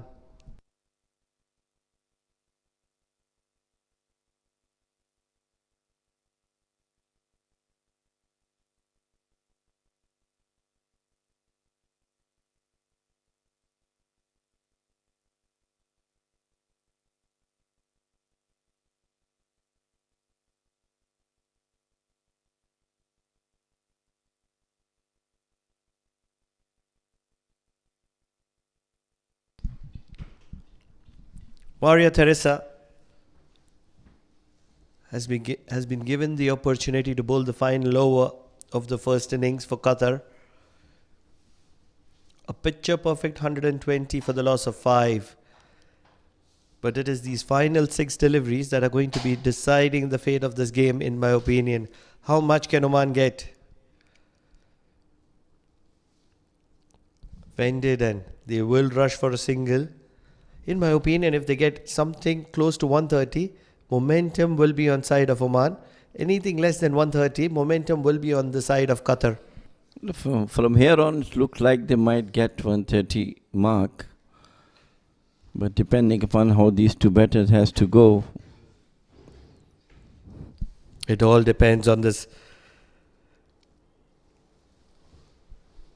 lady on strike, Lajaina Sajid. She hasn't exploded yet. 3 runs from 4 deliveries. An explosive batter in her own right. Long off comes inside the circle. This can be very interesting. She likes to hit downtown. She likes to hit it big. Can she go after this one? Oh, what an incredible delivery. Right in the block hole. Nothing much that Lajaina could have ever done to that one. And it's only going to be leg byes for a single. Come on. Try to get at least a boundary in the last over. You're talking like a true supporter of Oman, aren't you, Jamil bhai? You've been a long-serving servant as well. Well, I think that the situation is such that you need to have someone to get a boundary. Even if Qatar would have been batting, we have suggested the same thing for them. Once again, brilliant fielding. Saved 2 runs. Certainly they have been electric in the field, Qatar. Certainly one of the kind of performances that Qatar would have wanted to showcase in the all-important finale. They've been the difference between Oman getting to 150 and staying around 130. They've given themselves a chance, a certain chance. Still, it will be a good total to defend, subject to how Oman bowled and how they field.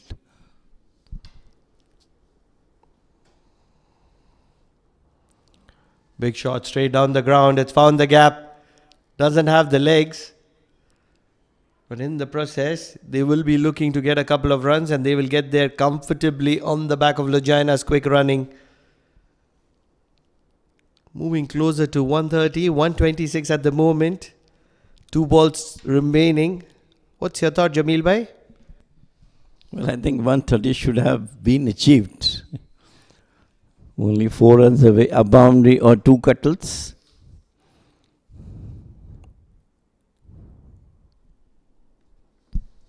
Sliding down the leg, a little bit of a fumble. They will get 2 free runs. These are as important as gold. I believe it is going to be adjudged as a wide. Is it or is it not? Not really. It's leg byes. It was hit on the pad. So it's going to be 1 run in terms of leg byes. Players getting involved. Backing the players in the middle. That's Oman for you. Fiza Javed being the center one. I wasn't able to recognize the other 2. Lajaina will face the final delivery. 127 on board. Maria Teresa, one of the quicker Qatari bowlers, is charging in.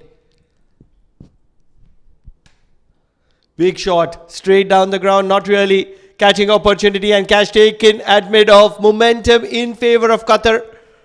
127 for the loss of 6. Lujaina Sajid not able to make an impact into this game. Walks back for 3 of 6 deliveries. And most important factor is that 7 runs from the final over of Maria Teresa. Oman not able to get in surplus of 130. This time she tried to clear the ground, but it was very well taken by the fielder at deep mid-off. And I'm sure the Aisha Khan, the captain of Qatar, must be at least happy that she has what predicted 130 to 127. They have to score in the remaining 20 overs. Of course, it is not an easy task, to be honest with you. Even 127 is a good score to defend.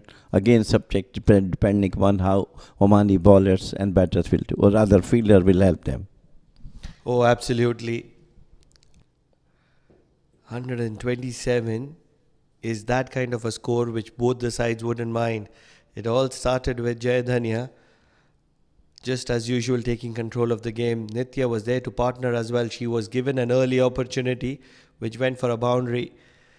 But ever since, it was Jayadhanya who was controlling and calling the shots. Nitya was there, ably supporting her. But that was not for too long as she tried to slog one across the line and it was caught by Aisha. Fiza Javed joined Jayadhanya and she was doing a decent job, but not for too long as she was caught at backward point. Priyanka joined the party as well, but she was sent back in a hurry as well. Hina Javed came in. She stitched a good quality partnership, but she was also walking back to the dugout courtesy of an inside edge onto the pads. Jayadhanya got to her 50 but couldn't stay long, and towards the end it was Lojaina trying to slog one on the final delivery, caught at mid-off. What that means is that Oman 127 for the loss of 6 is going to be looking to defend that total.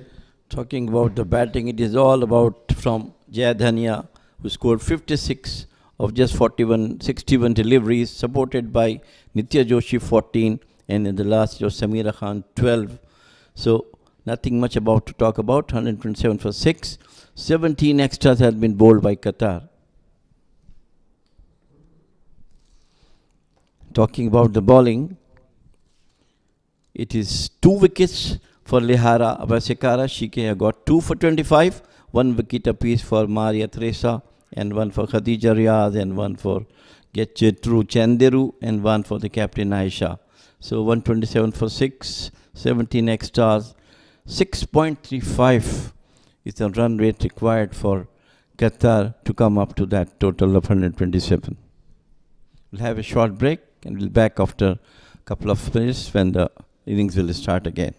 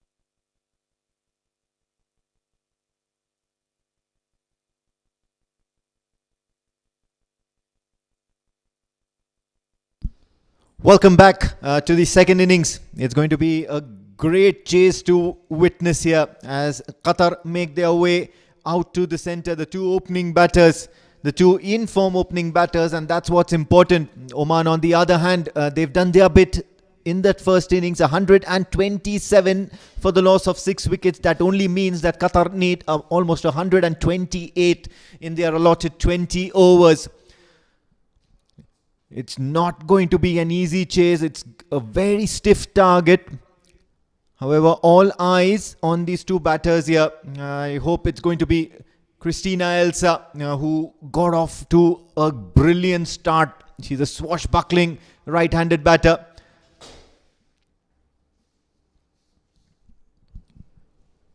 Scored a very, very handy score. Quick fire runs against that match in Bahrain. Made a mockery of that total. Stayed till the very end, making sure that she got off to a great start. With the ball in hand, it's going to be the trustworthy Alifia Syed. And Oman will certainly prefer her in the field over the rest because she's quite a live wire in the field as well. Knows how to bowl those decent in-swingers to the right-handers. Jetru Chandiru on the other end for Qatar. Not much needs to be told about her. As far as the on-strike partner is concerned,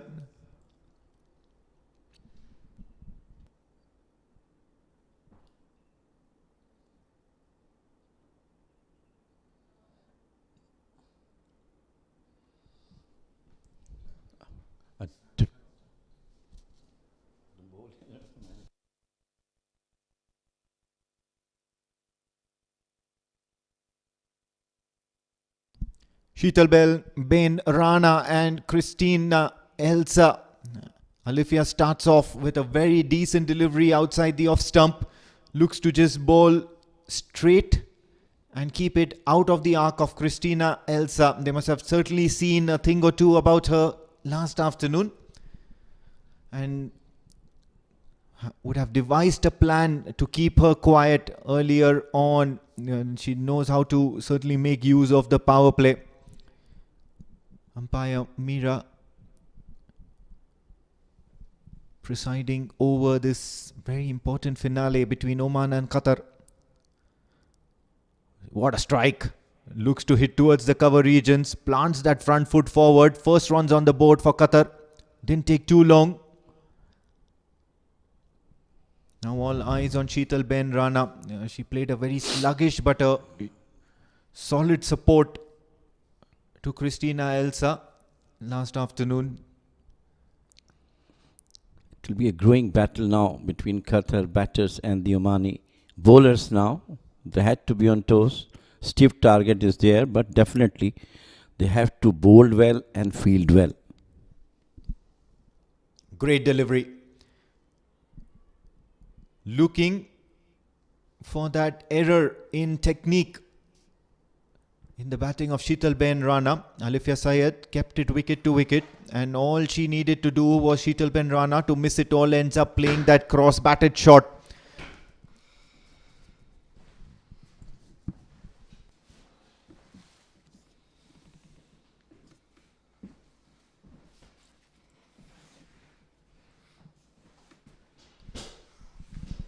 Punches it down the ground.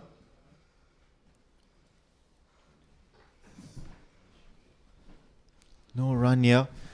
What Oman will be looking to do here is keep these batters very quiet, not only in the power play but also the overs post power play. Joining me in the comm box, Pranav Mehta. What do you think the strategy would be here for Oman at the moment? Thank you so much. I mean, a very good afternoon to everyone around the world watching this game. The all-important finale. It's a no-brainer that to chase this total down, Qatar will require boundaries. And if Oman can restrict Qatar from scoring boundaries, yes, they have to be disciplined as well on the other side. They have to consistently bowl those dot balls. not give any extras. If they just stick to basics, I think Oman should get home on most occasions. First over done, just 2 runs of it. Great start from Afida. Alifia, I beg your pardon.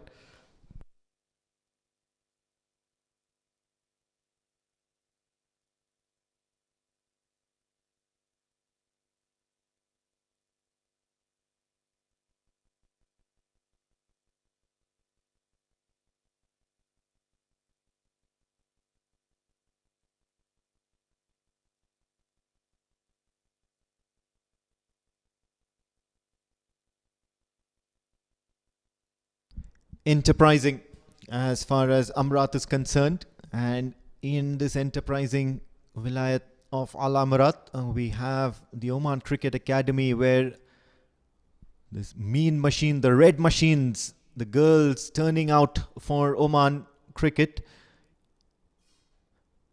It's going to be Samira Khan with the ball in hand. Such a crucial phase of play for Oman with that new ball. That new ball partnership needs to click. If not wickets, they need to just stifle runs. Not when Sheetalben Rana can strike the ball like that. It was a rare loosener from Samira Khan. First up, immediately delivering a full toss, and Sheetalben Rana was onto it in a flash. Incredible strike. Yes, it was a juicy full toss. Yes, it was on the pads. Yes, nobody in the deep, but to execute it to perfection was the quality of Sheetalben Rana. Getting it right from the meat of the bat. Samira would want to correct her ploy. 2 runs of the first over. She's conceded a boundary of the very first delivery.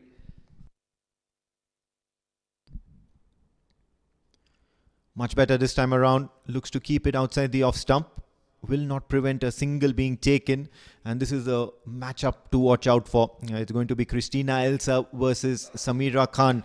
She likes the ball coming onto the bat and looks to play technically correct shots in the most powerful manner. Christina Elsa has been on top of her game.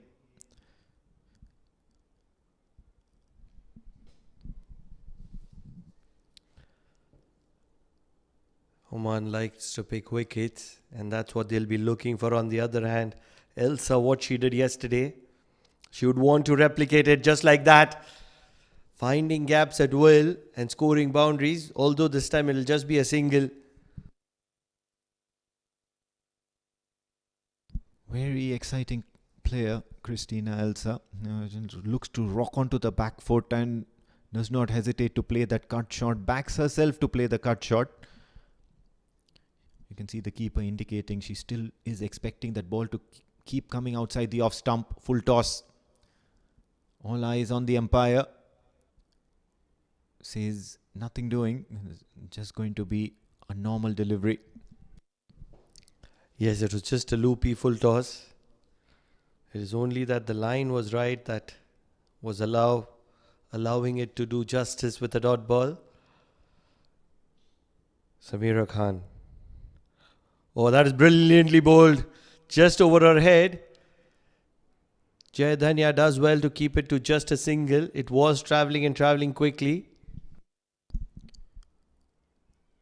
Still wonder if it's the right strategy to have Samira Khan bowl this over. She's just come fresh off that laborious final phase of that first innings, where she was looking to bat and throwing her bat around. So there will be some element of exhaustion.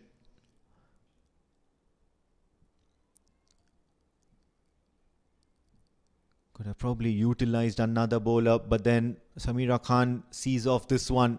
It's 7 runs in this over. Qatar are on 9 for no loss after 2.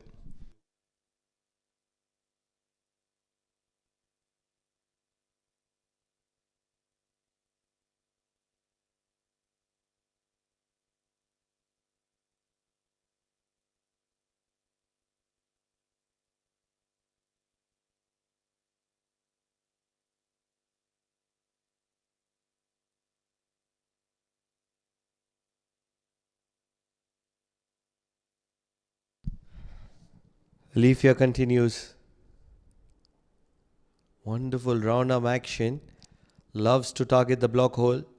And that's what makes her special. Doesn't get a lot of bounce on the ball, and that's where the ball skids in. Yes, and what's important here is that she certainly knows how to work around with the ball. A little bit of magic in those fingers. So you can certainly look to slide the ball in and then skid through towards the stumps.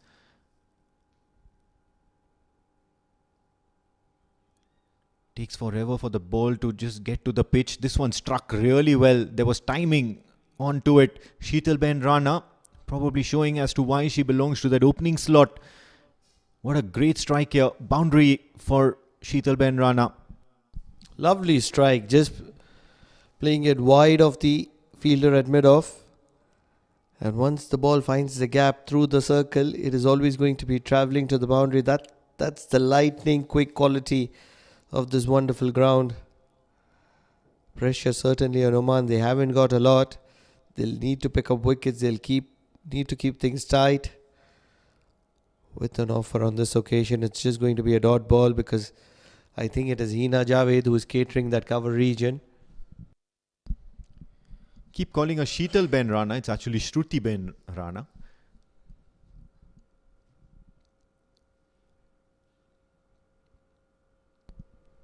You're right, Shrutiben Rana, the number 11.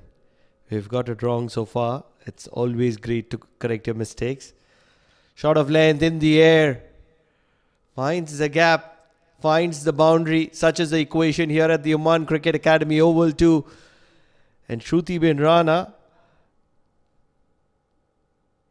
is just executing havoc on Oman.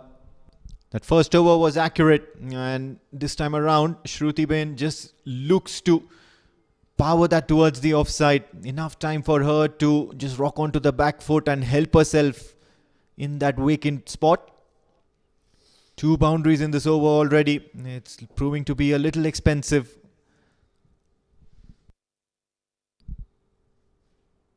Much better on the wicket, and that's what Alifia needs to target more often. Can she end the over on her side? At the moment, Oman, with the way things are going, will be looking to grab a wicket or two and break the momentum that Qatar has.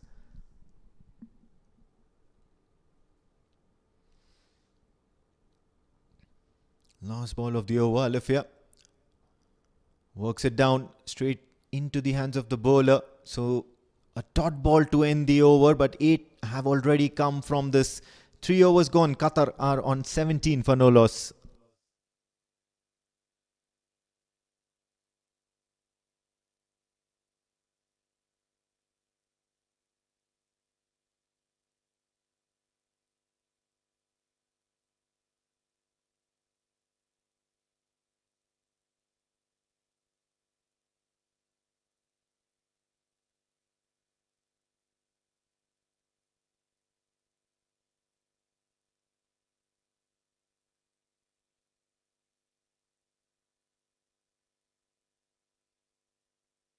Samira Khan continues. Looks to throw in the kitchen sink, Christina Elsa. And that will not be a pleasant sight for fans of JJ watching, because they're so used to her playing proper cricketing shots. Wonder if it would have been an interesting ploy to probably bowl somebody like Priyanka Mendonka in this phase, because they're trying to go so hard at the ball. Maybe change of pace might be the right kind of strategy.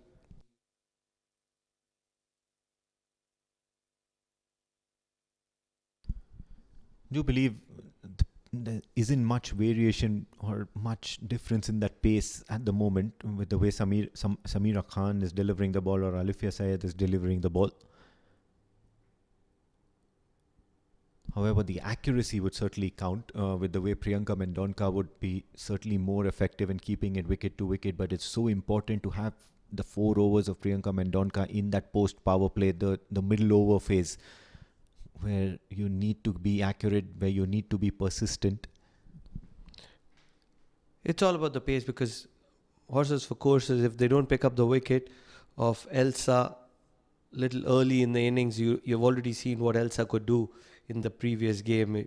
You don't want such players to be batting there for a long time, and that's where you want to get your best bowler forward early. Yes, not bowl out 4 overs, but maybe an over in the power play might be very effective. And especially with the kind of pace, she's probably one of the slowest bowlers in the Omani ranks. Works it away towards the offside. In the gap, there is a fielder out there for protection. Little sloppy. It's still a little muggy sort of an afternoon. You've got some rains predicted over the weekend as well. So conditions still very much in favor of the team batting. Don't jinx the rains, let them come. They've been missing for a very long time. Big shot straight down the ground. Oh, there's a run out opportunity that's gone down begging. Fielding hasn't been the best feature of the Omani women's team, and they'll still want to work on that. And this is an opportunity which would have certainly been required to be capitalized on, because that was the wicket of Elsa. First of all, it just managed to escape getting out by holding out to that fielder at mid-on. And then that horrific throw. I believe it was a feeder, if I'm not mistaken. Oh, down the ground. Gets a little bit of hand onto it. Another opportunity. Pulls out the dive. Shruti Ben Rana. Plenty of action going on. What turned out to be a very, very effective over from Samira. Great reflexes from the umpire, but instead of giving it the loopy throw to the wicketkeeper, if she hits it into the turf, maybe the ball would travel a little quicker. That is something that she would want to work on. 4 overs done, 21 without losing a wicket. Qatar.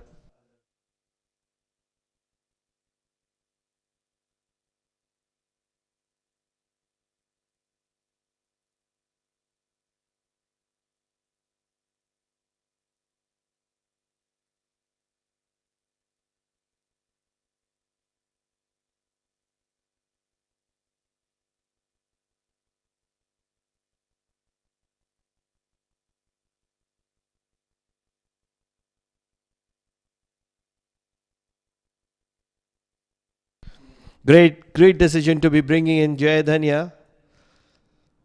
Oh, it's straight up in the air.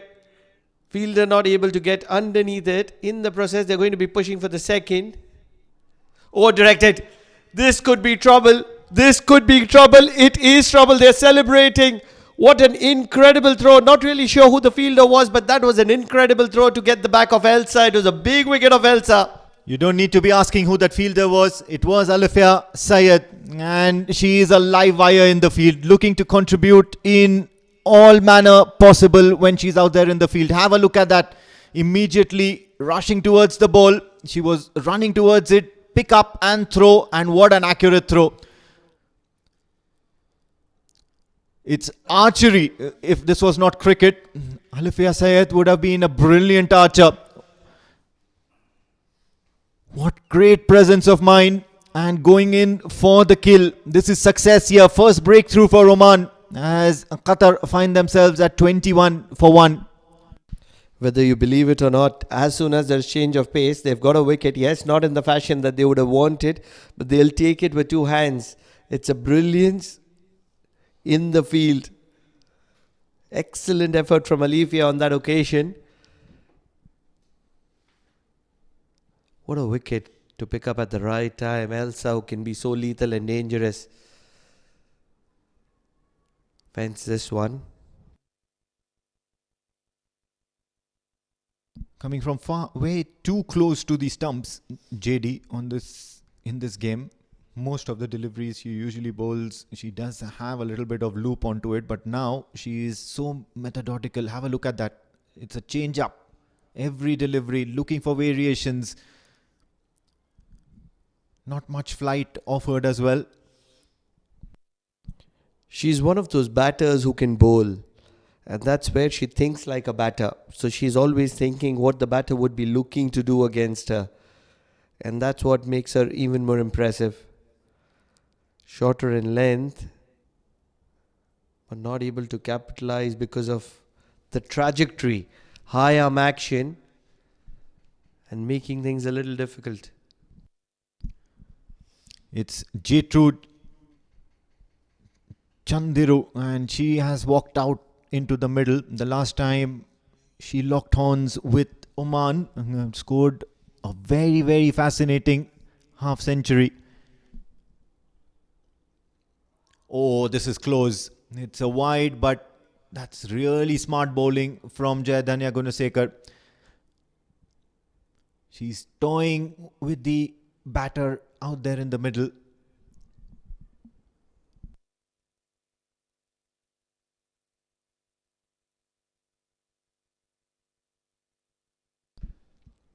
Looks to work it away towards the offside. Good sliding effort. And that's the difference that Oman need to continue. That's the differential that Oman needs to keep. End of the over. Not many from it.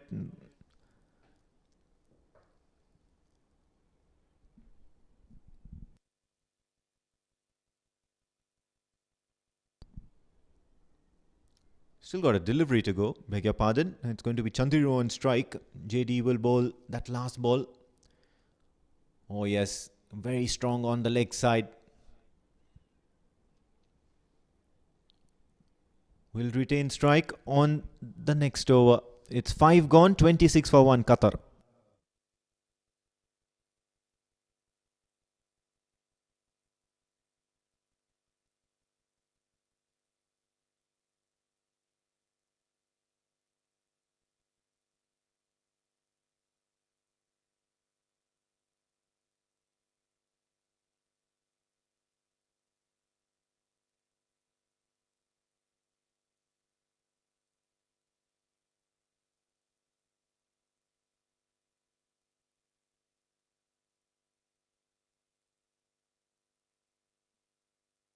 In comes Priyanka Mendonca, the captain, the left arm spinner.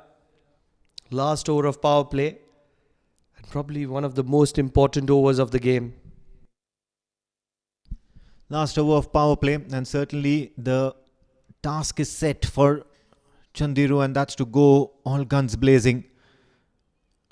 If they manage to just play out overs, Priyanka Mendonca is far too smart a bowler to realize about what's happening out there in the middle. Quickly calculating as to what is going on in the batter's mind. She will easily get done with 4 overs before you know it.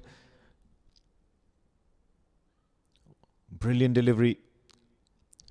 Keeping it very tight, very stick to stick sort of a line and length. She's generally a strong lad, and that's where if she can fire one of these deliveries in, LBW bowl, those are the options that can come into feature or come into factor as well. But at the moment, she's happy to be flighting the ball. Very smart and thinking cricketer, Priyanka Mendonca. She'll look to mix it up. You can see already in the first 3 balls, she's bowled all sorts of variations. Now this one's a more bit of a loopy trajectory. Some effort out there in the field. Lujena puts the body on the line.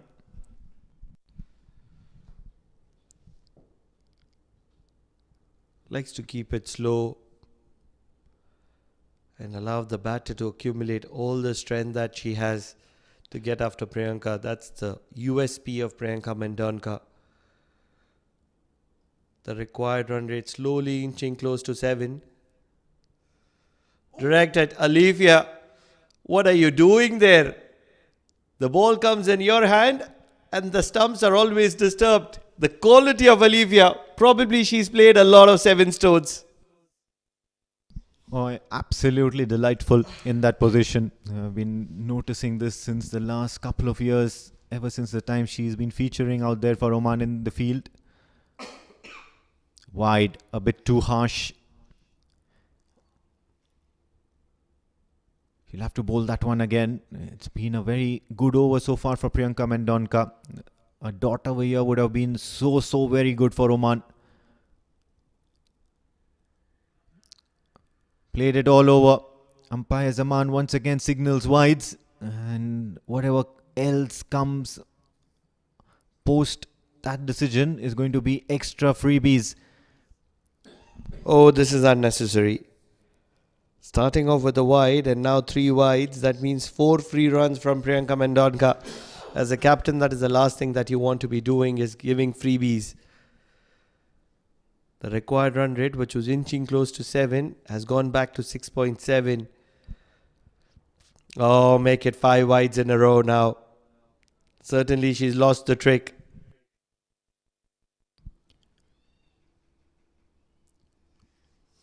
Losing the plot, it was certainly a very good over, and it's just that last delivery and everything goes south from there onwards.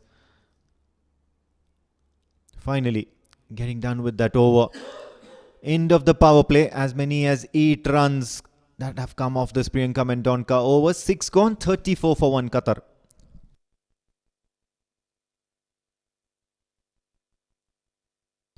Here's how things panned out. It was Shrutiben Rana who's done most of the fireworks here.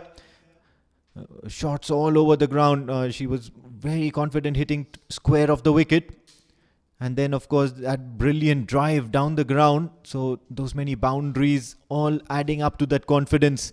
Jai Dhania then just managing to bowl a loosener. But then what transpired after that was a piece of sheer brilliance. Alifia Sayyar picking up that wicket, and now she's castled Jethru Chandiru against the run of play. Just when you thought Qatar were negotiating things out there in the middle, it's going to be a dismal effort here from Jethru Chandiru. Lots expected from her, but at the moment JD certainly seeming to be a bit too good for Chandiru. That is the strength of Oman, not only with the men's team, but also with the women's team. Once the spinners come into ploy, things suddenly start going their way. It all started with Jai Dhania. As soon as she came into the attack, there was a run out on offer, and now on the very first delivery, Jai Dhania gets the bat of Jethru Chandiru. All of a sudden, Qatar 2 down, have their captain in the middle to control the shots. Can she make a difference here? Still very much in control here, because we've got Shrutiben Rana who's been striking the ball really well from ball number 1. And now Aisha Mohammed, no stranger, fresh off a man of or a player of the match performance, 45 of 31 not out. Works it away, gets off the mark immediately on the first ball.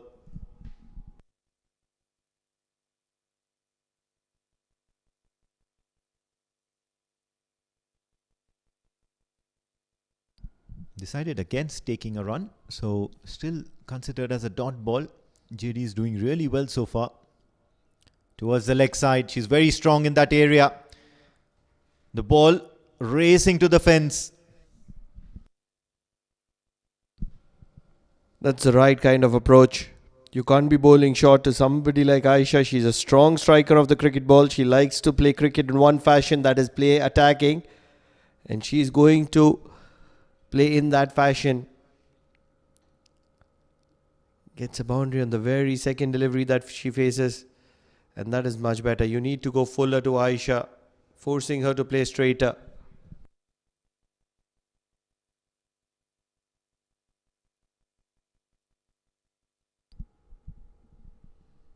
Very competitive at the moment. This game with the required run rate now hovering around that 6.5 runs and over. Scampering for a single will get it as well. Oman not too shy to throw the balls at the stumps. They're onto it in a flash. So the Qatari batters will have to be on their toes. One more delivery remaining in this over. Can JD produce a magic delivery? Can she look to toss it up and get that little bit of extra bounce and surprise the batters?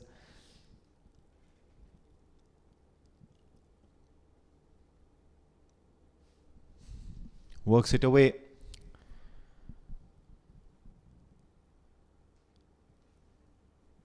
It's a good couple of runs for Aisha.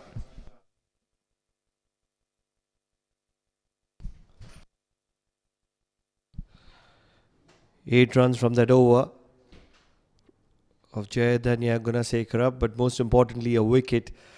42 for 2 Qatar at the moment.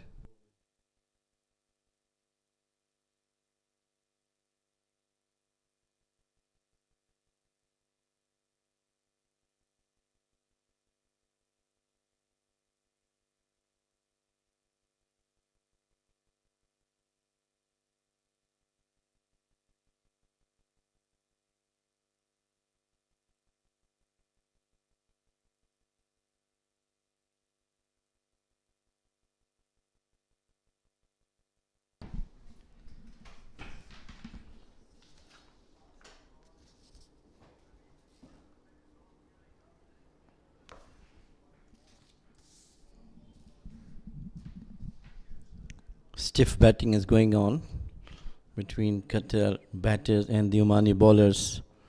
Things look to be good so far for Qatar. Once again, a sorry figure outside the off stump. Priyanka not on the spot today. Probably she's trying to bowl a little too slower than what she generally does, and that is what is creating all those extra. She needs to just keep it tight, and that's going to be just good enough.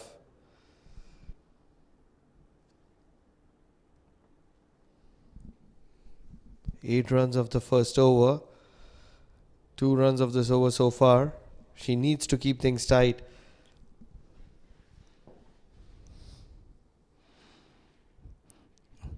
The Qatar's captain Aisha looks to be a rock solid all-rounder. I mean, her running between the wickets is extremely well. Placing the ball is very well. Good placement from her. Waiting the ball to come at the last moment. It's a good call. Nicely fielded by the fielder at short cover.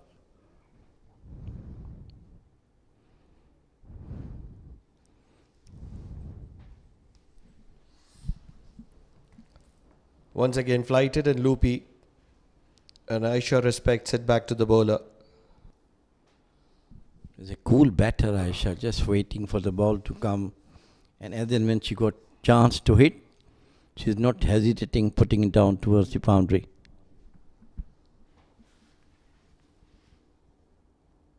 Everybody inside the circle on the offside. Oh, once again, respecting the left arm spinner.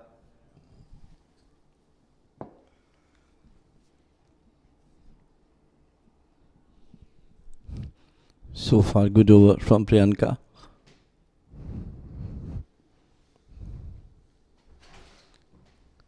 Onto the back foot, cuts, and it's very good running between the wickets. End of over number 8. It is 45 for 2 Qatar.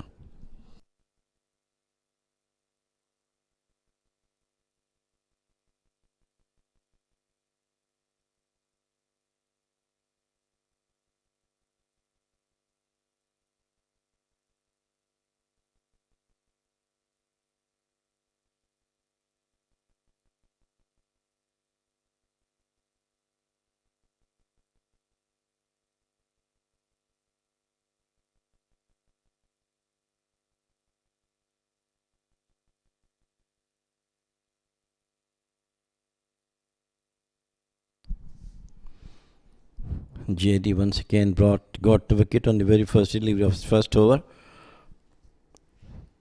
They go for the single.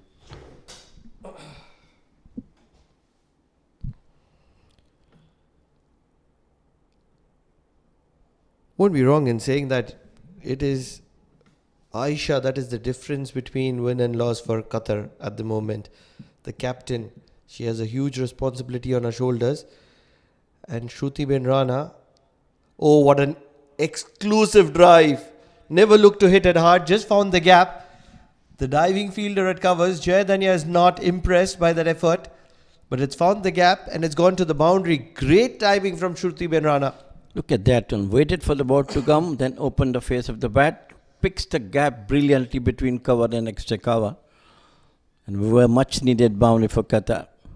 Things makes to be more easy now. Qatar reaches on 50 in the 9th over, which is in progress. And Shubhti Rana is playing well. Good comeback, nicely played it back. Sensible cricket by Aisha and Shubhti Rana. She is 24 of 23 deliveries. Couple of boundaries to her credit. This time tried to pull it, but the ball kept a bit low and she misses that one.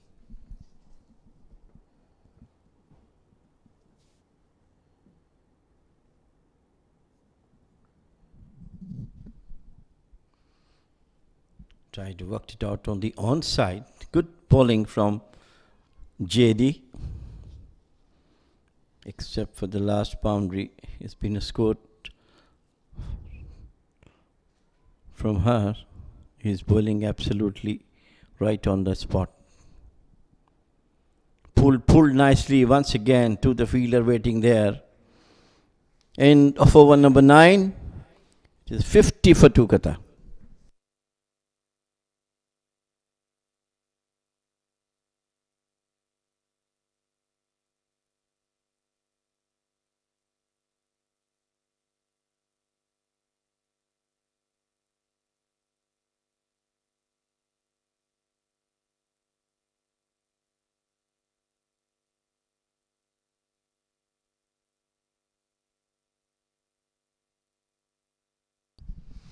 Captain continued to bowl.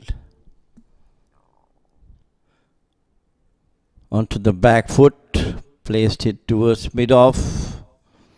For single for Aisha. Very, very intelligent batter Aisha. She just waiting for the ball to come to her. And nicely placed according to her will. That's a quality of great batters she is showing in this tournament. Rather than this bilateral series. It's a good delivery on the spot. It's going to be a cliffhanger, I believe. The moment this game is going towards the closing stages. Almost halfway mark.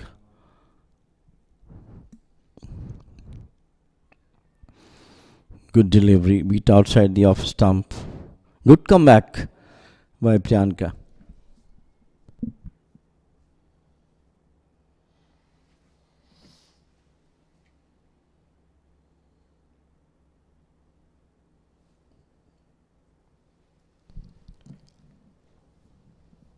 Once she's found her line, she's been very impressive. Priyanka Mendonca.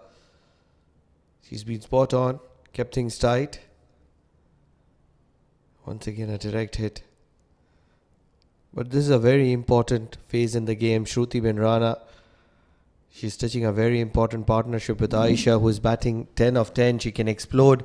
We all know that. She's a very good striker of the cricket ball. But at the moment, won't be wrong in saying that this game is siding towards Oman just marginally. And just as I said that, a big shot from the bat of Aisha. Certainly didn't like my words. 53 for the loss of 2. Just one ball away from the halfway mark. The only good thing is she's playing all the shots of a very, very confident batter. Beautifully bowled through to the keeper. End of a very good over from Priyanka Mendonca. So halfway mark done, 10 overs gone, 53 for 2 Qatar. A very short break now.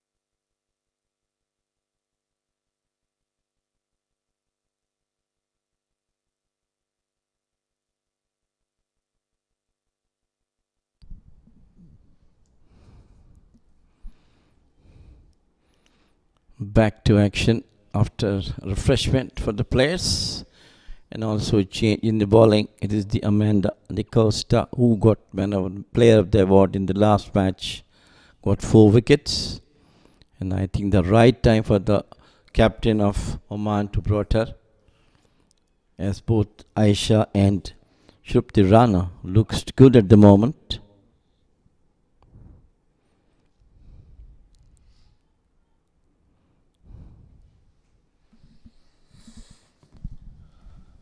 One of the ace bowlers of the Omani side. Every time she has the ball in her hand, chasing becomes really difficult. Forget about chasing, run scoring becomes really difficult. Amanda De Costa, the savior of the Omani women's team with the ball in hand. She bowls in the death and she's ever so accurate. She's been brought in because Aisha is there in the middle. And certainly the coaching staff and the management of the Omani women's team understand the capacity of Aisha to take the game away from them. I think she's the most valuable batter at the moment for Oman to get rid of.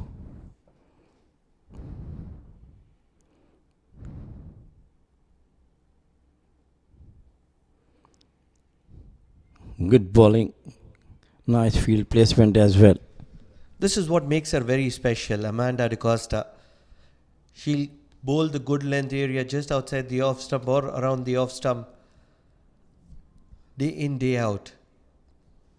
That's her quality. And then the change of pace.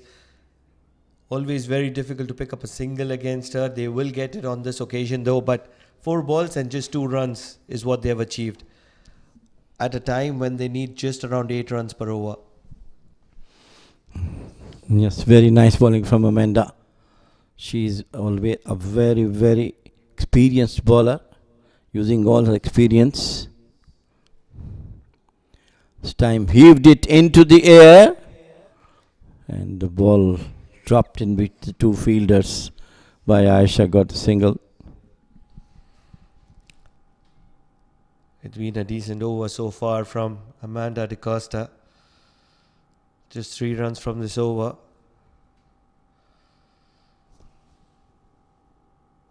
Oh, what a delivery. What of a gem of a delivery. Amanda De Costa, take a bow. She'll always keep asking good questions and beating the outside edge of the right-handers. That's her quality, Amanda De Costa. 11 overs done, 56 for the loss of 2, Qatar.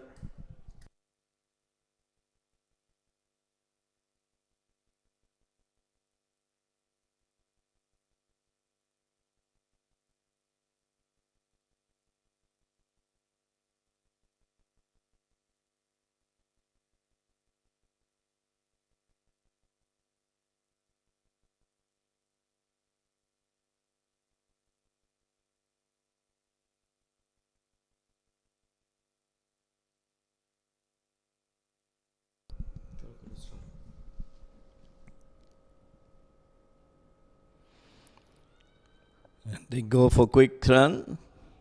Could have been very close call. But anyhow, 1 run had been taken. Final over for Priyanka Mendonca. She would want to wrap this over very quickly without giving too many runs. And in the process, if she can get the back of Shruti Ben Rana or maybe Aisha, she's done her job very well. Shot, pulled. There is deep square leg in position just for that shot.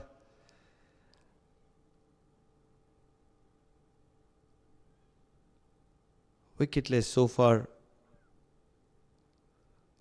in the majority of the games, Priyanka Mendonca, and that's where she's not doing justice to herself. She's one of the premium left-arm spinners that you would find not just in Oman, but in the entire Gulf region. Appeal, big appeal. Not out, says the umpire. That's good thing. We have seen a sparkling throw from Alifia. Get rid of the very dangerous Chandaru.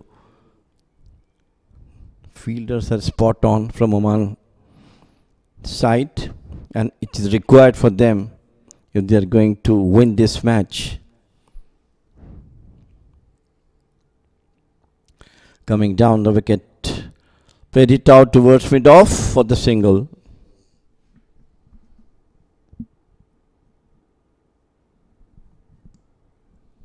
Cleverly asking the batters to come down by her loop deliveries. Priyanka. Right thing to do at the moment. Try to buy a wicket.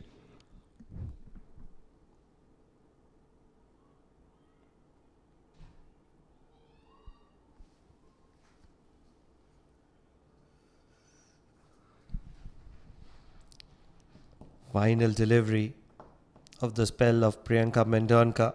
She would want to make an impact. She has an opportunity against the opponent captain Aisha. Can she make an impact? Flighted in the air, heaved straight down the ground, and some decent fielding will keep it down to... Oh, they're pushing for the second. They will get the second. So 20 runs in her 4 overs. Priyanka Mendonca goes wicketless once again. But she wouldn't mind because she's created the pressure and she's got half the job done for her side. 12 overs done, 62 for the loss of 2. Qatar.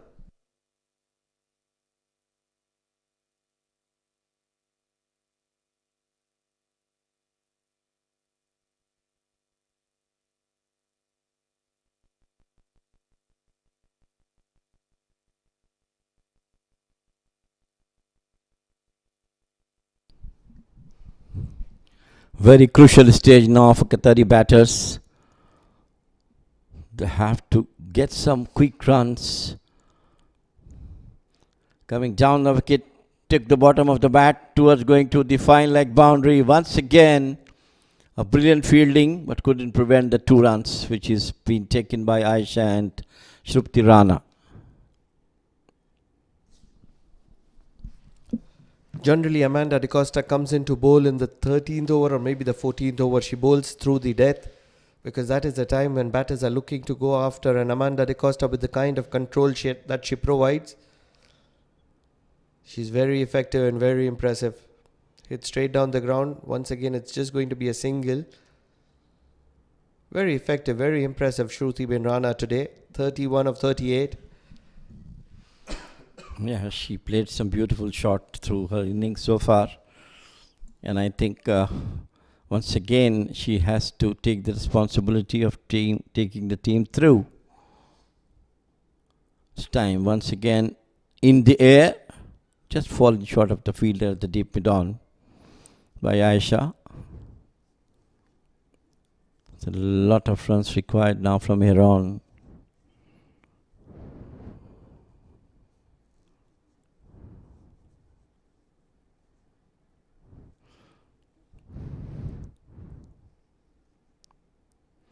Coming down the wicket this time. In there.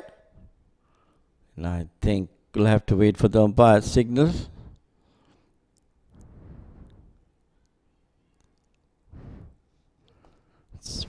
One more run finally came.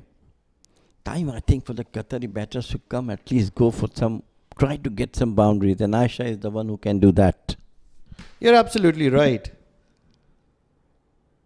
What a delivery. What a delivery. Straight up in the air. Amanda De Costa is never going to be missing out on that one. It's a big wicket.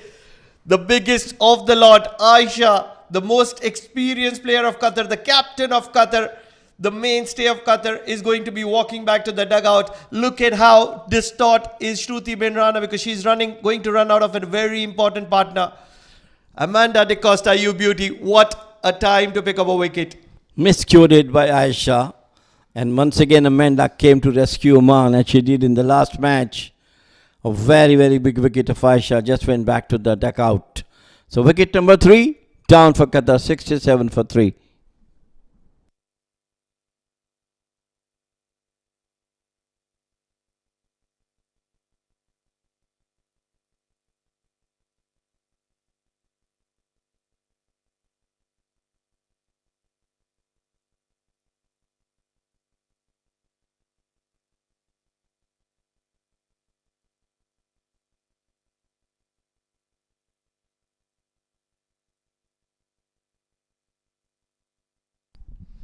What an important wicket from Amanda De Costa.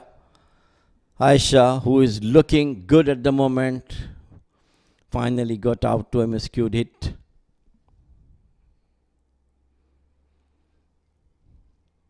A very good over from Amanda Di Costa. Got the wicket of Aisha. Over number 13 gone. It is 67 for 3 Qatar.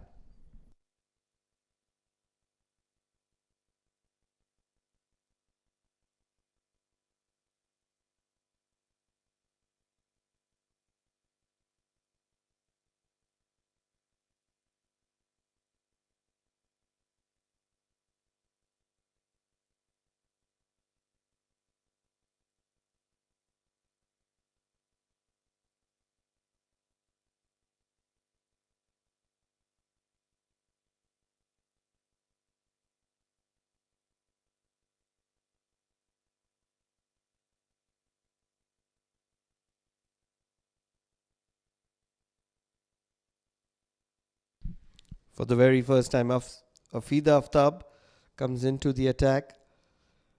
Gentle medium pacer. Likes to keep things tight.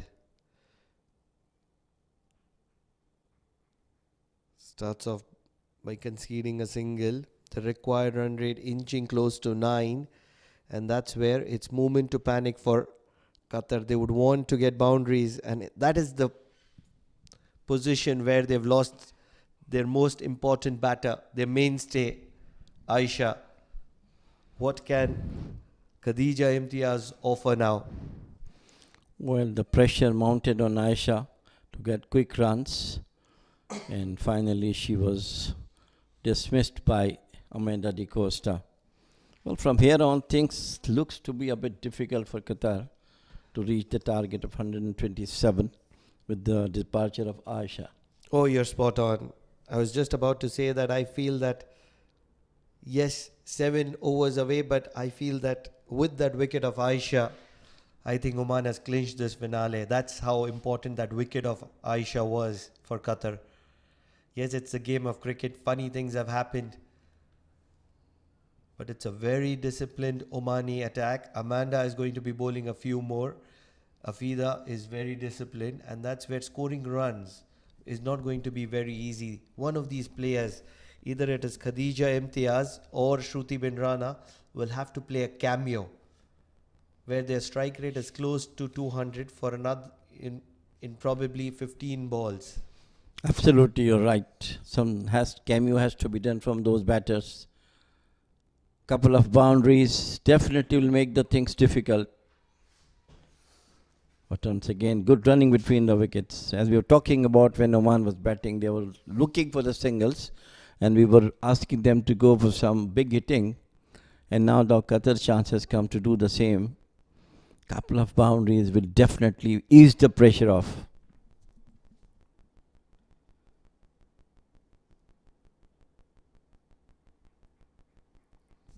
Great attempt, great attempt.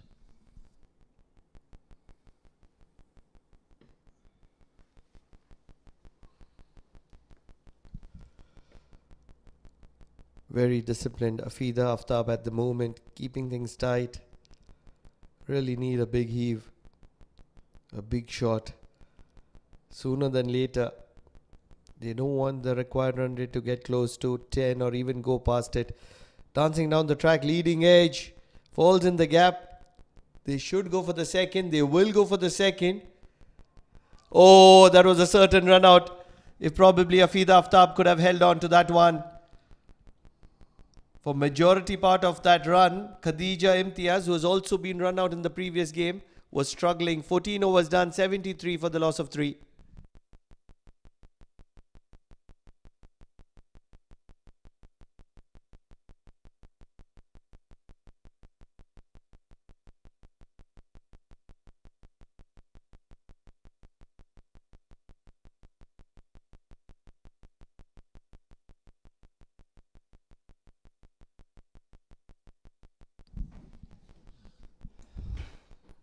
Omani coach Amerat walking all around the ground, guiding his team to come through. So far they are good on track. 73 for 3. Over number 15 is underway. It is coming down the wicket. No runs has been scored. And right time for Amin Wagle to come in. Oman is now looks quite comfortable from here on, Amin. A very good afternoon, and of course these are pleasant sights for that, pocket of supporters that have come in to support the ones in red. What a brilliant effort by Amanda Da Costa. She certainly is a game changer in every aspect the moment she puts herself out there in the field. And look at that, 2 dot balls, throwing herself at the ball, not allowing the batter to get that even single, even though this was hit so hard. Another down the ground shot. There is enough protection there so that they can keep it to a bare minimum single. Khatija Imtiaz and Shruti Ben Rana. And look at this innings from Shruti Ben Rana. She started off by taking apart the opening bowlers in that power play phase. And after that, it's just been very, very quiet. It seems as if she's just played herself back into a shell. Oh, this was going to be wide. It had to be collected cleanly in order to effect a stumping. Well, she has been bogged down after a couple of beautiful boundaries in the early part of the game when she was batting in the early stages of the game. Now the pressure is mounting on these Qatari batters to go for the runs. And especially Shruti Rana, she's on 36 of 42. She must have to take cue to get some boundaries at this stage of the game. Once again, looking to work towards that leg side and have a look at that required run rate. It started off by being just a shade over 6 runs and over, and now it's almost about to touch 10 runs and over. And that is when you know that you're in trouble. There has to be an initiative here. Who is it going to be for Qatar? Oh, brilliant delivery. She's doing wonders here, Amanda Da Costa. She's just not allowing the batter to breathe easy. She has done superbly in the last match, also got 4 wickets and became the player of the match. And the right time was introduced by the captain after the initial break and immediately got the wicket of Aisha. Coming down the wickets, played it out nicely, but the fielder is waiting there. 1 run come to the total of Qatari. For 15 overs gone, it is 76 for 3.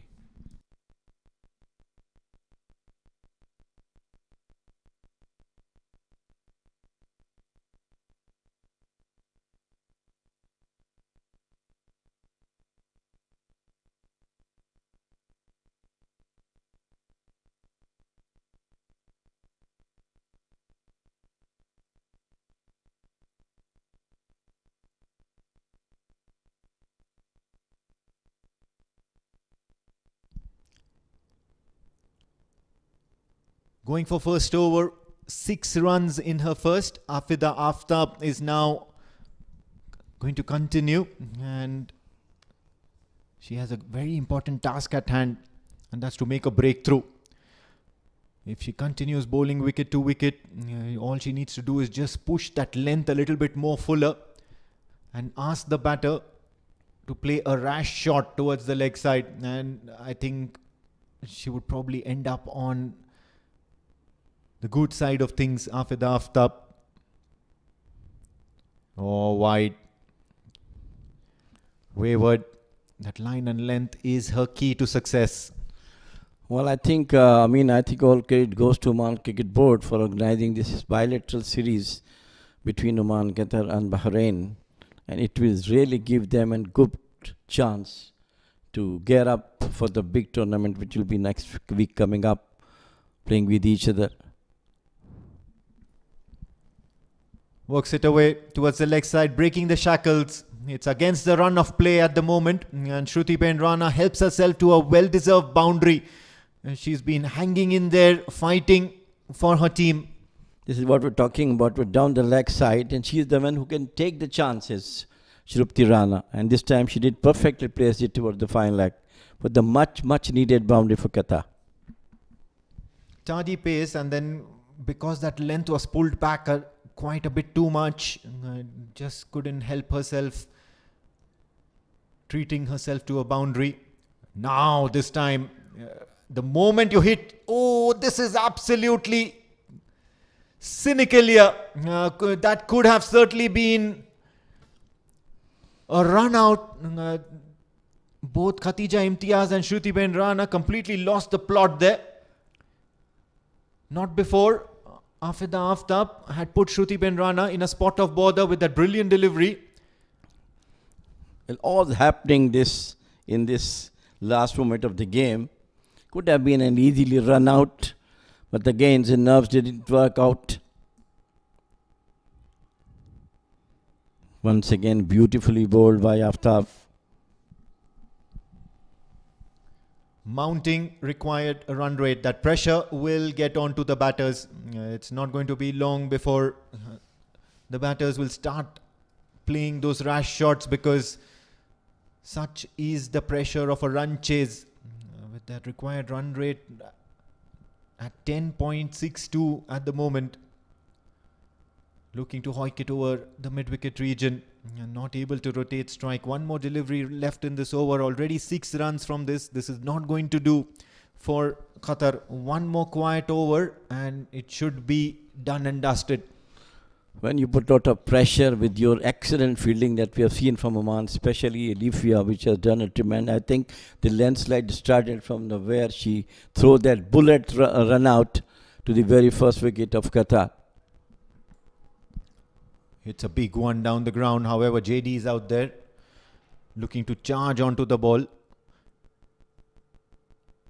Done and dusted with this over. It's only 7 runs from this. Afida Aftab ends well. 16 gone, 83 for 3.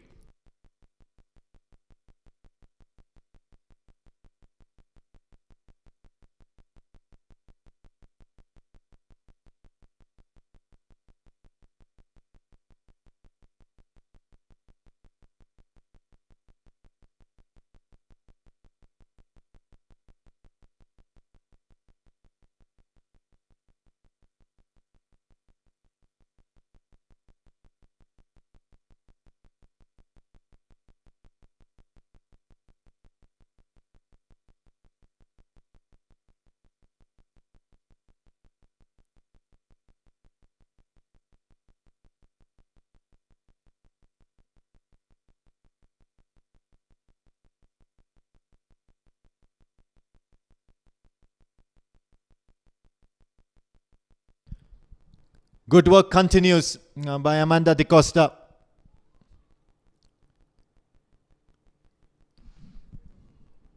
Couple of runs. They had to literally scamper for those 2 runs. 16.1 and just a couple of runs now on the first ball. That required run rate has crossed that 11 run mark barrier. Not going to be an easy task. Couple of boundaries, 3-4 boundaries in this next 2 overs will at least bring the run rate down. But perfect bowling from the Omani bat bowlers, really giving trouble for the Qatari batters to get runs. Absolutely, and they've got the right fielders at the right spots. All the fielders that have the ability to charge onto the incoming delivery. They're all placed at the right positions. This one towards long off. And you've got the differentials. You've got the difference makers. You've got Alifia Sayyed at point, at backward point as a matter of fact. You've got Hina Javed who's at short extra cover. Oh, it's in the air. Catch it is the call. Amanda De Costa can't be kept quite too long. She can't be kept wicketless for too long. She's already picked up 1. Now make it 2. A very crucial wicket. It's got to be Khatija Imtiaz, as now Qatar in a spot of bother here. Well, absolutely. Amanda De Costa, the match winner in the last match, once again showing her class. The good part is that she is not moving away from the 3-wicket stumps that have been trying to bowl in the stumps. And of course, Qatari has pressure there to go for the runs, but all credit goes to Amanda De Costa for his perfect bowling.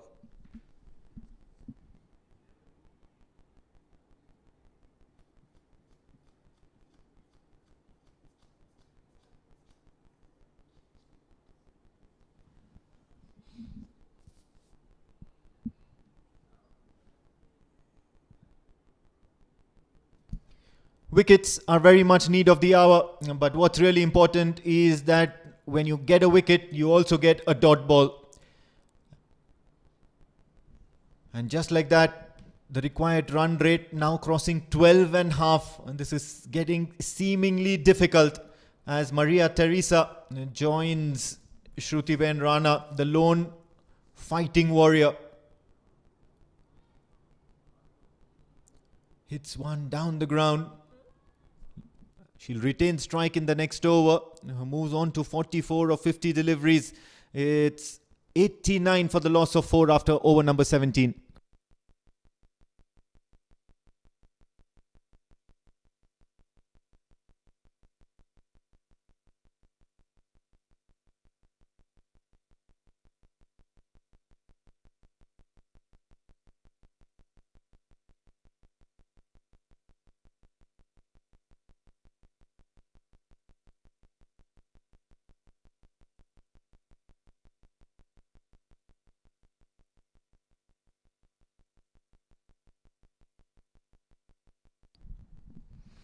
Afid Aftab coming down the wicket once again, and it's the right time to attack. Doesn't matter whether you lose a wicket or what, but you have to go for the runs. Oh well, and the onus is on Shrutiben Rana because she's the power hitter and she's the opening batter, so obviously has that batting prowess in her to make a difference. Opting for the wrong option to charge down the track. Much better, looking to play through the line. Will complete a single. It was a close call though.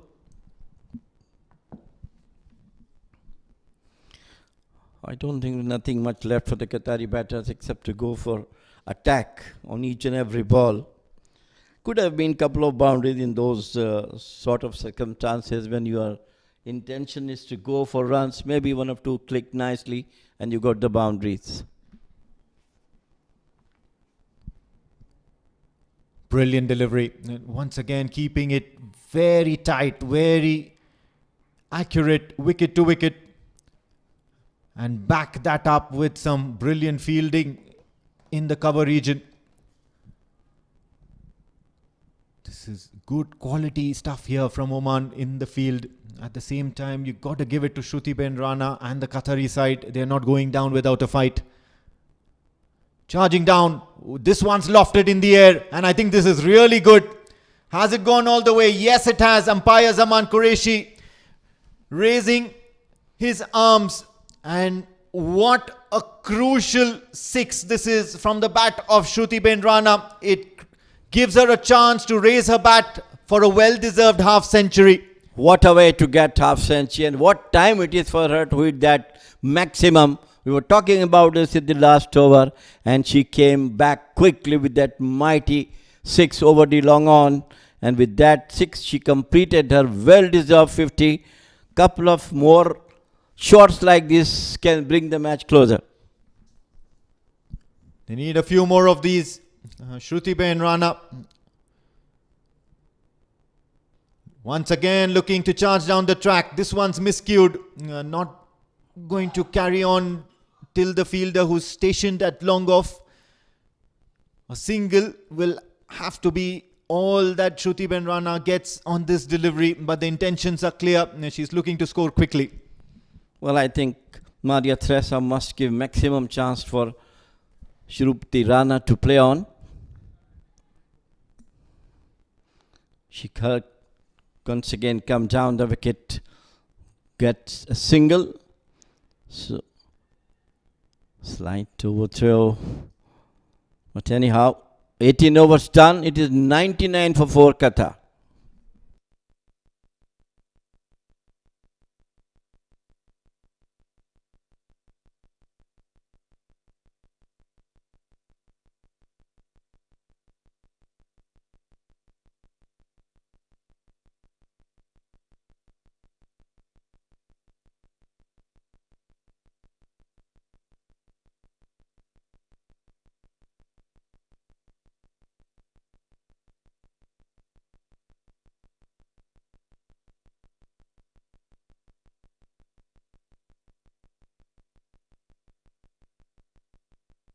The most important over in the context of the game. And this has got to be handed down to Jayadanya Gunasekar.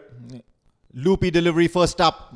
She knows that Maria Teresa is looking to get off strike, but no, she's courageous enough to get back on. It's 2 crucial runs.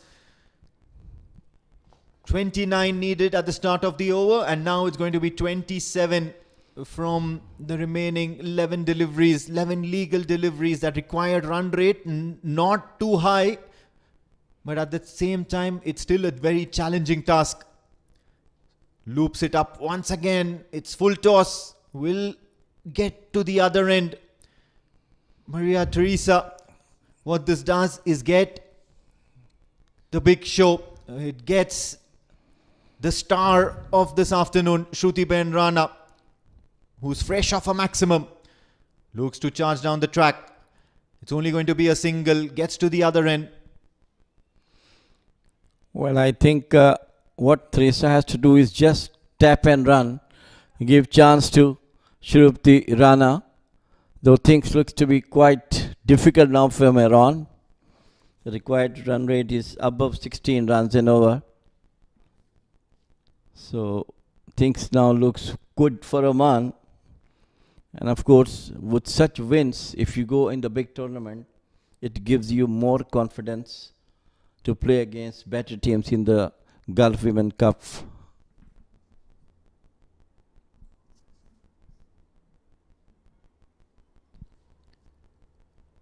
Pretty hard throw, and Jayadanya Gunasekar has done a little bit of damage to her fingers and can tend to get a little bit overexcited with the happenings around on the field.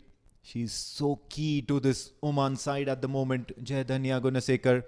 Let's not forget there is a big tournament coming up, so you want everybody to be in the pink of health. You want everybody to be fully match fit for that big tournament. That's the end game. However, this one is no small feat either. It's a momentous occasion for Oman cricket, the women's cricket in Oman. Full toss once again. She's not looking to pitch the ball, looking to aim at that foolish sort of a length. Manages to come back for 2 runs. They need a boundary here, Qatar. They definitely need a boundary here. 6 runs from the first 4 deliveries. Great running between the wickets, but of course seems to be a bit too late, except some boundaries came from the bat of Teresa. I think they have lost the plot as Shruti Rana doesn't get much strike in the last couple of overs. That makes the difference. Charging down the track, it's full toss. Not able to get hold of it. Looks for that second run. Denied. So it's going to be Shruti Ben Rana on that last ball of the over. Is she going to be looking for a single, or is she going to go for that big maximum so that the total seems to be seemingly less in that last over? This is all going down to the wire, I tell you. Charging down, looks for a big shot towards the leg side. It's in the air. 1 bounce to the fielder at deep mid wicket. They want to go for that second run. Denied. So Shruti Ben Rana will retain strike in that last over. 21 runs needed of 6 deliveries. Qatar end the 19th on 107 for 4.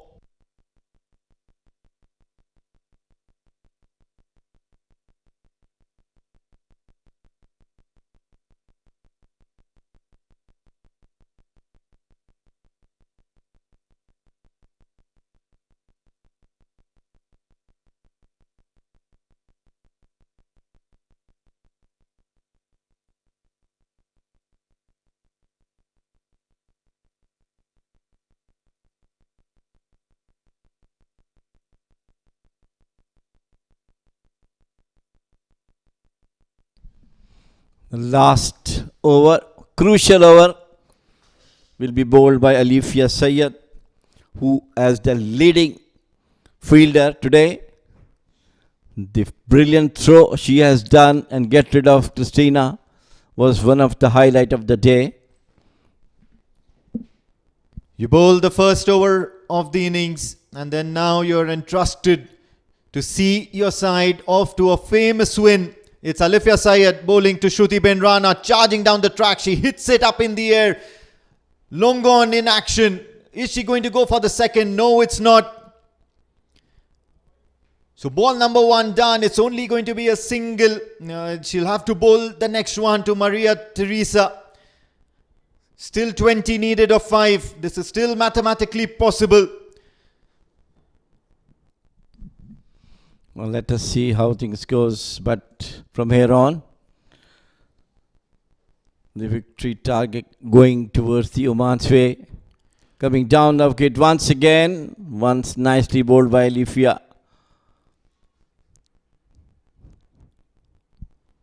Holding on to nerves, Alifia.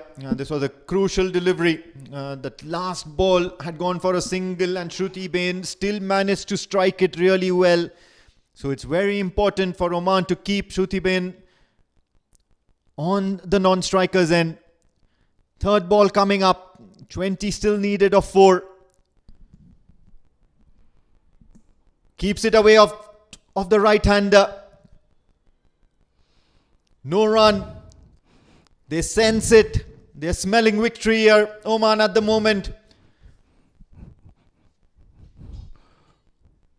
Intelligent bowling from Alifia. She knows that. She doesn't bowl within the arc of the batter. Just bowl slightly away for that one. One good delivery away, Alifia Asif. This one's kept out of the arc. It's going to be an extra bundle of nerves. This is still very much Oman's game to lose. She'll have to bowl that one again.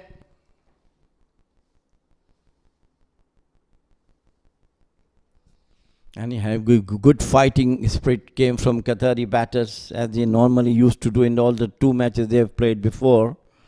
But this time, the dismissal of the captain Aisha brought the things down for them. Full delivery. This one's in the air. No fielder. However, they'll just be very, very careful to allow the batters to cross over for a couple of runs. It's nearly done and dusted. It's 2 remaining legal deliveries and you need 17 runs of it. Mathematically, this should go Oman's way. It's 111 for the loss of 4 wickets, Qatar. What a tournament for Oman. They have been unbeaten in this tri-series so far. And today also was the last and the final day, which going to be in their way right now. Full delivery, keeps it just outside off stump. Little bit of away swing. Only a single that will bring Shruti Ben Rana, who has played a valiant knock. The entire 20 overs, she came out opening and started the innings with a flourish. And now staying all the way till the very end. Fighting till the very end for her side. She is on 55 or 57. It's a momentous occasion. Alifia Syed. Down the ground. They wouldn't mind it. They'll field it and throw the ball back to the bowler. Done and dusted. This is a momentous occasion. Oman have clinched the triangular series here. Look at that. The scenes of celebration. Nitya Joshi, Jayadhani Gunasekar. They started things off in style with the bat in hand. And of course, now with the ball, the rest of the team, it chips in. Alifia Syed manages to hold her nerve in that last over. Oman win the triangular series by 13 runs. What a time for them to clean this series, Oman, as the team are going for the next big tournament of Gulf Women's Cup starting from Friday. I'm sure with that, the confidence of the Omani batters, bowlers and fielders will be definitely high in that high stage, high voltage tournament coming up in the next week. All credit to the captain.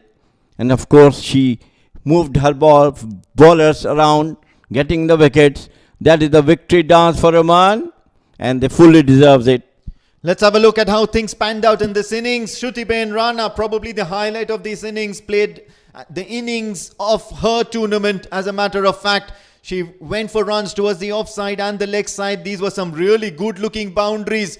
Then came this freakish run out. Have a look at that run out that Alifia Syed pulled out. Direct hit to see the end of Christina Elsa, who played a blitzkrieg of an innings against Bahrain just last afternoon. Jayadhanya then got the better of Gertrude Chandira.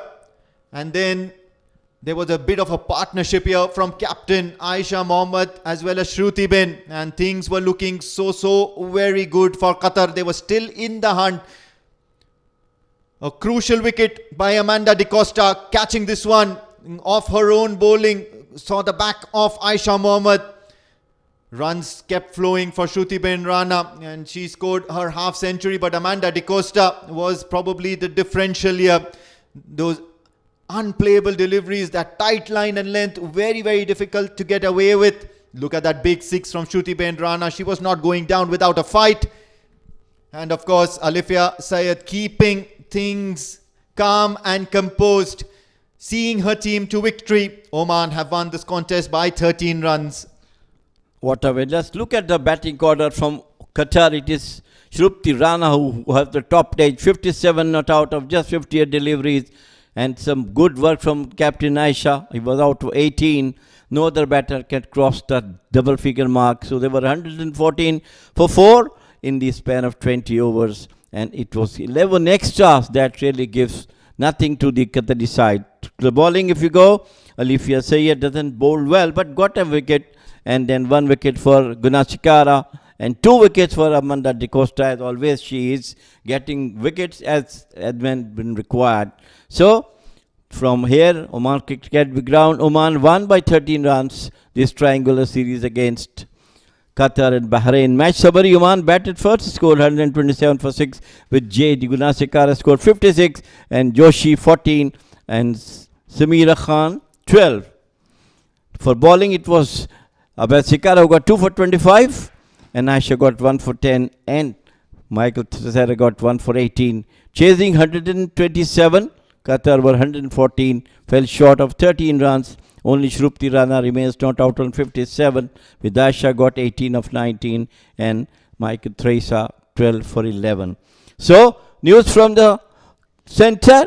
It is Oman who won the triangular series by 13 runs. We have the short break. And after that, it will be Pravna Mehta who will be doing the post-match presentation.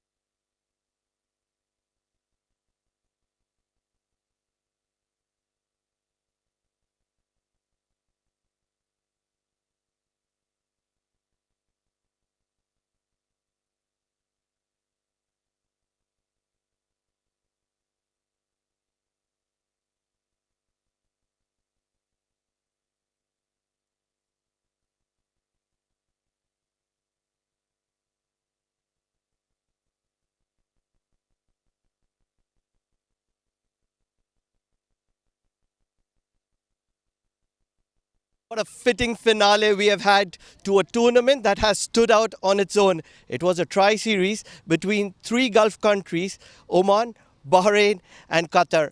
And certainly Oman has stood out. They're walking into the GCC Women's Tournament, and this is the ideal preparatory tournament. Welcome to the post-tournament presentation. It is me, Pranav Mehta, to introduce the guest on my left, Miss Sara Abdul Aziz Al Sheeb. She's the board member of Qatar Cricket. On his left, it is Mr. Paul Sheridan, Vice Chairman of Oman Cricket.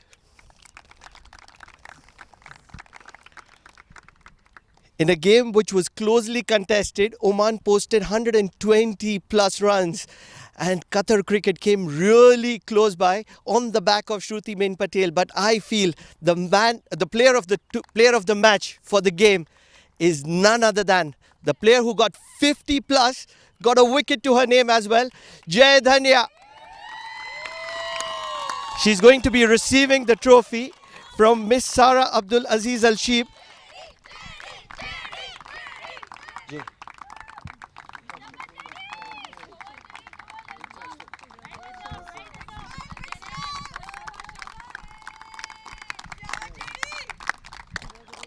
Congratulations, JD. Please join me. You have to have a word. Certainly under pressure, the finale, you've got runs all throughout, but it all doesn't count till you don't perform in the finale, does it? Definitely, that's so true. I mean, the amount of pressure we have in the finals, that's compared to nothing. But we just took this game like any other game, just to keep it simple. We had our plans on, so that's all. Importantly, I feel that you control your shots and play a very cautious game, making sure that you take the game deep. Is that the plan, or is that how you play? So I have my role. So my role is to get that single double on, and when I get the loose balls, I hit it, and everyone plays around me. I try to have fun with my partner, so that's just my game, and that's how I go. And talk us about that injury that was just towards the end of the second innings. Are you okay? I'm perfectly fine. I never always coming back stronger, but yes, I'm fine. Thanks for asking. Yeah. Congratulations and best of luck for the future. Thank you so much. Thank you. Jai Dhania, the player of the game. Next in, can I please have the captain of the team that just couldn't cross the finale, captain of Qatar, Aisha Mohammed.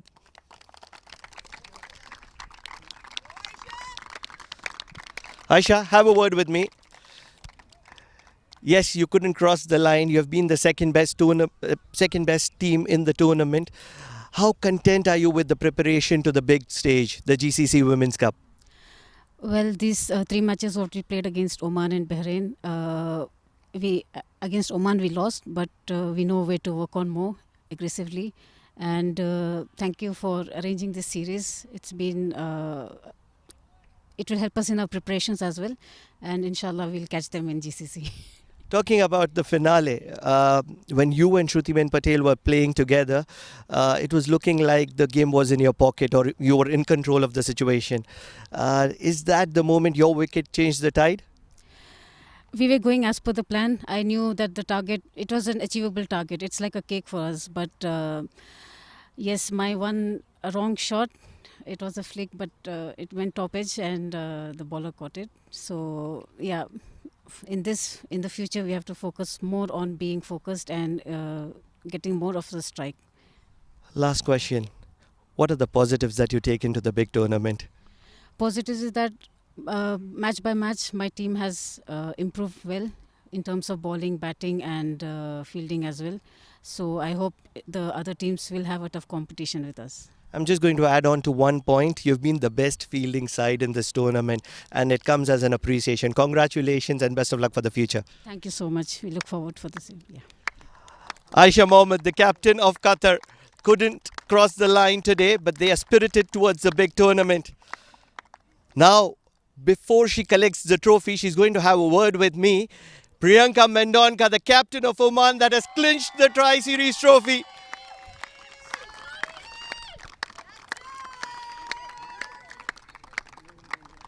Priyanka, walk us through the emotions before we start with anything else. I think the girls have been terrific. Being unbeaten is something else. It's a different feeling. I just want to thank the board. I think they've made a lot of good changes. Just everyone, all my coaches, Desmond sir, Amir Ali sir, the Amit coach who's been our back end, all of them, the entire cricket staff, thank you so very much. And this is for you all. How easy is it to restrict totals when you have Amanda De Costa bowling 4 of her overs in the last 10 overs? As I said, we have very experienced players, so that is what they are bound to do, and delivering it at the right time is what makes them, look good. So kudos to all of them. Yes. Last question. What are the positives that you take ahead, and what are the things that you would want to work on? In a couple of days, you're walking into a big tournament. I think it's just the feeling of lifting the trophy that we're going to take the momentum ahead, because this positive feeling will never come back again. So this is the positiveness we're going to take forward. Congratulations and enjoy the moment. Mr. Paul Sheridan is going to be presenting the Champions Trophy to Priyanka Mendonka of Oman.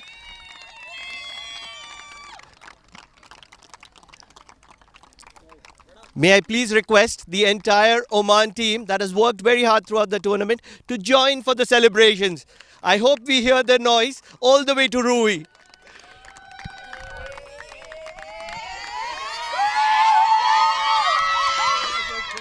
It's a moment of brilliance. It is the Oman national women's team that is lifting the Women's Triangular Series 2025, a side that contested with Qatar and Bahrain in this series. They're walking into the GCC Women's Tournament in a couple of days, and that's where it's going to be a spirited effort.